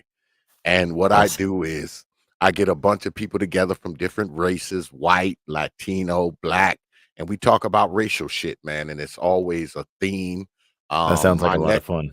Yeah, my next theme, because that's what we do, man. We talk about bigotry, we talk about prejudice, discrimination, and we have a few laughs at racism's expense. And my next thing was going to be religion. So, the next one I do, I'll send you an invite. I got your email now. You can be our resident Mexican white guy because we try to have because we have a representative from anybody. We have Indian. It's an Indian guy that comes on sometime. White folk, Black folks, and we just talk about racial shit, man. Yeah, that sounds really fun. I never caught that before, but that sounds like a lot of fun. I do it. I've done so far. I just started it like a couple months ago. I've done 9 of them so far. So the next one I do will be the 10th one. Because people in the audience are talking about it because they've been on it. They know, man, it's fun, man. Nice. We vacillate between, we talk about some serious shit, and then we do some funny shit, and then we do some serious shit again, then we do some funny shit, because there's no rules. I just kind of make the rules up as I go along. So, you have a good time, man. Come through, man. And you're a churchy kind of guy. Yeah, man. You're perfect. You're perfect. Perfect. I'm gonna send you an invite the next time we do one. We do it every Saturday or every other Saturday because I don't know if I'm gonna do it. I don't know if I'm gonna do it this Saturday. We did one last Saturday. I don't know if I'm gonna do it this Saturday. I got to see what my schedule look like because I may have some people coming on Saturday. But if they don't come on, I'm definitely gonna do it, and I'll send you an invite, man. All right, I'll be looking then. Absolutely, man. Appreciate you coming on, man. Yes, sir. Thanks for having me. You got it. Yeah, folk. We're gonna go ahead and wrap it up, man. Good stuff tonight, man. Old brother Big Nate Hands brother J.I. his first loss on the T.P.O.T. YouTube page, man. Takes the crown. Yeah, because usually brother J.I., man, he wins. But see what it was. See, J.I. lost the abortion argument. Because usually when brother J.I. comes on, he talks about the financial abortion, not the abortion, per se. So, but it was close though. It was actually pretty close. Let me see. Let me pull it up before we get out of here. It was actually pretty close. Let me see. Yeah, it was pretty close, man. Yeah, 52-47. That was pretty close. Yeah, that was pretty close. That's one of my closer debates. I've only had one tie since we've been doing the debates for these past like 2.5 years. And this was a pretty close one. So, shout out to brother Big Nate and brother J.I. And shout out to the folks for voting, man. But before we get out of here, y'all already know, man, I got to hit y'all in the head with T.P.O.T's programming notes. Yeah, because we got a pretty hefty schedule this week again. Quite a few shows coming down the pipe, man, because tomorrow on the T.P.O.T. YouTube page, we are actually going to be doing a double header. That's right, you heard me. We're going to be doing a double header because first up at 8 o'clock, I got Uncle Stu, the old man from the block, is coming on, and he's coming in for an interview. I think everybody's going to get a kick out of Uncle Stu, man. He's an older fella like myself, so it'll just be two old ass dudes up here kind of chopping it down, man, talking about some good things. And I believe Uncle Stu is a preacher. I believe. I'm not sure, but I think he's a preacher. So, I'm going to try to be on my best behavior, y'all, and not use too much profanity. I'm going to try, but I look forward to old Uncle Stu, man. Y'all need to get down there, check him out. I've been watching his stuff. He's got some good stuff down there, man. He does. So get on down there and check out Uncle Stu when you get time. And then right after Uncle Stu, we go from something really calm and serene till 9:30. Brother A Truism will be here, and we're doing something called the Hulk Out. Yeah, the Hulk Out with brother A Truism. So we're going to go from being really, really calm to really, really insane. So make sure you're here for that one. That's right after the Uncle Stu interview, 9:30 p.m. Eastern Time, right here on the T.P.O.T. YouTube page. Now, usually on Saturday, like I was telling Nacho, we usually do the ridiculous race game. But I don't know for sure. I'm still waiting for a right back because Saturday night I may have my folks from For the Record TV. They may be here. I know y'all are familiar with them, brother Third Ward Colombian, Lady Topaz, and my man, brother Bitcoin L for the Record TV. They might be here Saturday. I'm trying to figure out. I haven't heard anything from them. Because I've been in correspondence with them because I wasn't sure about doing the ridiculous race game this week because I wanted to get them in this week. But if they can't make it this week, we're going to do the ridiculous race game, folk. So if anybody wants to be part of the ridiculous race game, go ahead and write me because we're going to be talking about religion. Ironically, we're going to be talking about religion. So anybody that wants to come can come. Go ahead, hit me up in my email. Whether you're an old contestant, returning champion, or someone who's never been on there before, go ahead, man, and hit me up with an email if you want to be part of the ridiculous race game on Saturday. Let me know, because even if I don't do it, if we don't play Saturday, we're definitely going to play the following Saturday. So if you write me, I will hold your spot and you'll still have it next week if you want to come on. But I got to see if my folks from For the Record TV are coming. Hopefully they'll get in contact with me by maybe tomorrow, and I'll know what I'm going to do. If they can't make it, we'll be playing the ridiculous race game, folks. All right. Then next week, my man BMT will be here Wednesday night, and he'll be squaring off because we'll have another debate. Brother BMT is squaring off with Brother Cool Kamasi Wednesday night, and they'll be debating, were our heroes beneficial to us? Were our heroes a benefit to us? So that one ought to be good too. And we throwing down, man, 9:30 p.m. Eastern time right here on the T.P.O.T YouTube page. You Negroes know. So yeah, a recap, man. Possibly Saturday night For the Record TV, possibly if they can make it. If not, though, Saturday night we throw down with the ridiculous race game. Tomorrow night, the one and only A Truism will be here. The Hulk out, and right before Brother A Truism comes on, Uncle Stu, the old man on the block, will be in the house. All right? All right. So we're going to go ahead, man, and wrap things up, man. I appreciate everybody coming out tonight, man. I appreciate all the super chats, man, and the cash apps. But most importantly, man, I appreciate your participation more than anything else. That means more to me than all the other stuff, the cash apps and all the rest of the stuff, man. I don't take you good folks lightly, man. I never have, and I never will. You got my word on that. Far as the subject goes, man, you know, I don't know how this thing is going to play out, but I think anything that you do around irresponsible people is just going to cause them to be more irresponsible, whether it's good or bad.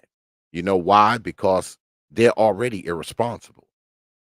So no matter what you do, they're just going to become, if you change the way things are now, all you're going to do is make them more irresponsible. Like I said, even if you change it for the good or the bad, for the better or the worse.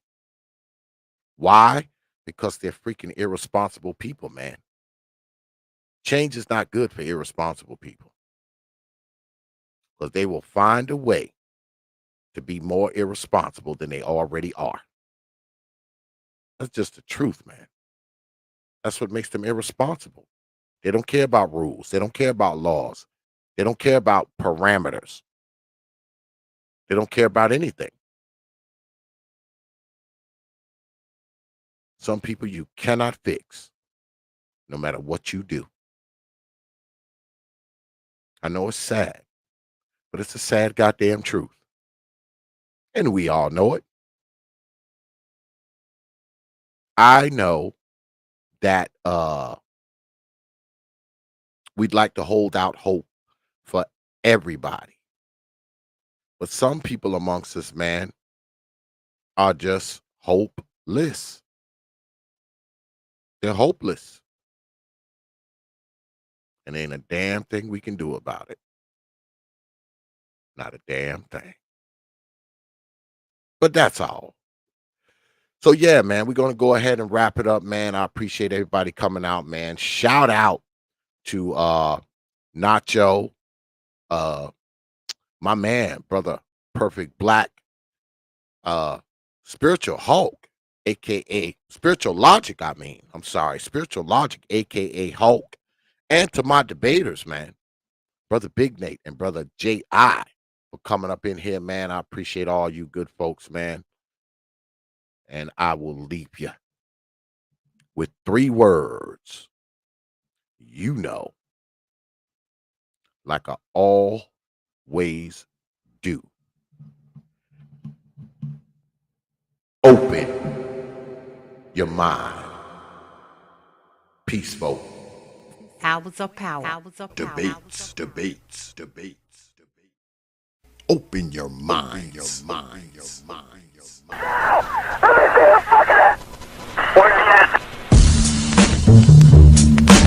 Hours of power. Hours of power. Hours of power. And so a community is where you control your police, you control your commerce, you control your education, you control your house. We don't control none of that. We live in a hood. Huh? Well, what about the Negroes that get out? Oh, well, see, my cousin, they say he's a multi-millionaire, almost got $1 billion. 3 PhDs, working on 2 more.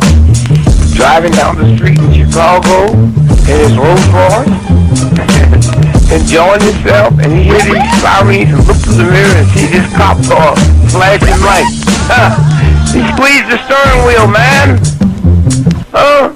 Heart beats fast. Because he knows the price of a Negro, what it could be.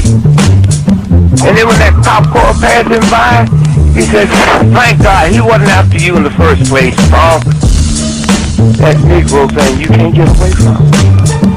It's universal. They wasn't coming after you. With all your millions, with your Rolls Royce, with your PhD, didn't help. That's the hood. Why do you think you never pick up the paper till you read over and over and see white families come? You think of the thousands of black cops in America. Why don't you see white families crying as black cops got my loved one 40 times in the back of the head? Why do you think black cops are better? You think they're more spiritual? Think they're better? No! They got enough sense to know that white folks ain't gonna tolerate it. And I will stop in our neighborhood when we decide we will not tolerate it. Now, if we was organized, which is hard to organize people who are just gonna run crazy and you don't know you're crazy. But if we were, with the money we have, and the many people who would come to our aid that don't know what it's like to be a Negro, and we said, look, we saying, if we don't get a federal law to deal with police brutality, that anytime a cop or anybody carry a gun, have to have a license just like you used to drive a car. And if you use it wrongly, you'll lose your license. And if it's upheld, you can never work again as a cop or a store guard or a private detective. How do you get Congress to push that through? Well, you take your economic power and you call on your friends, black, white, young and old, and say, this coming Christmas, if we don't have a federal law to outlaw police brutality by law, if we call them for a nationwide boycott of Christmas and it start on Thanksgiving, well, let me tell you what that means. 79% of all retail in America happens between Thanksgiving and Christmas. People stay in business all year, lose money just for Christmas, huh? Well, what happens now? Flagstaff Avenue, Toys R Us, Sears and Roebuck, Westinghouse. They will get the bill, and all they got to do is make one phone call and say, Harry, that's the senator, I want that bill pushed through in 3 days. Okay, it's an economic thing. It's that simple. But we have the power, but the system has wiped us out so bad. Hours of power. Hours of power. Hours of power. San Antonio, Lincoln 6. Go ahead. We have a suspect down, 10-4. 10-4. The officer's code 4. We have one suspect that's been shot. Open your mind. Your mind. Your mind.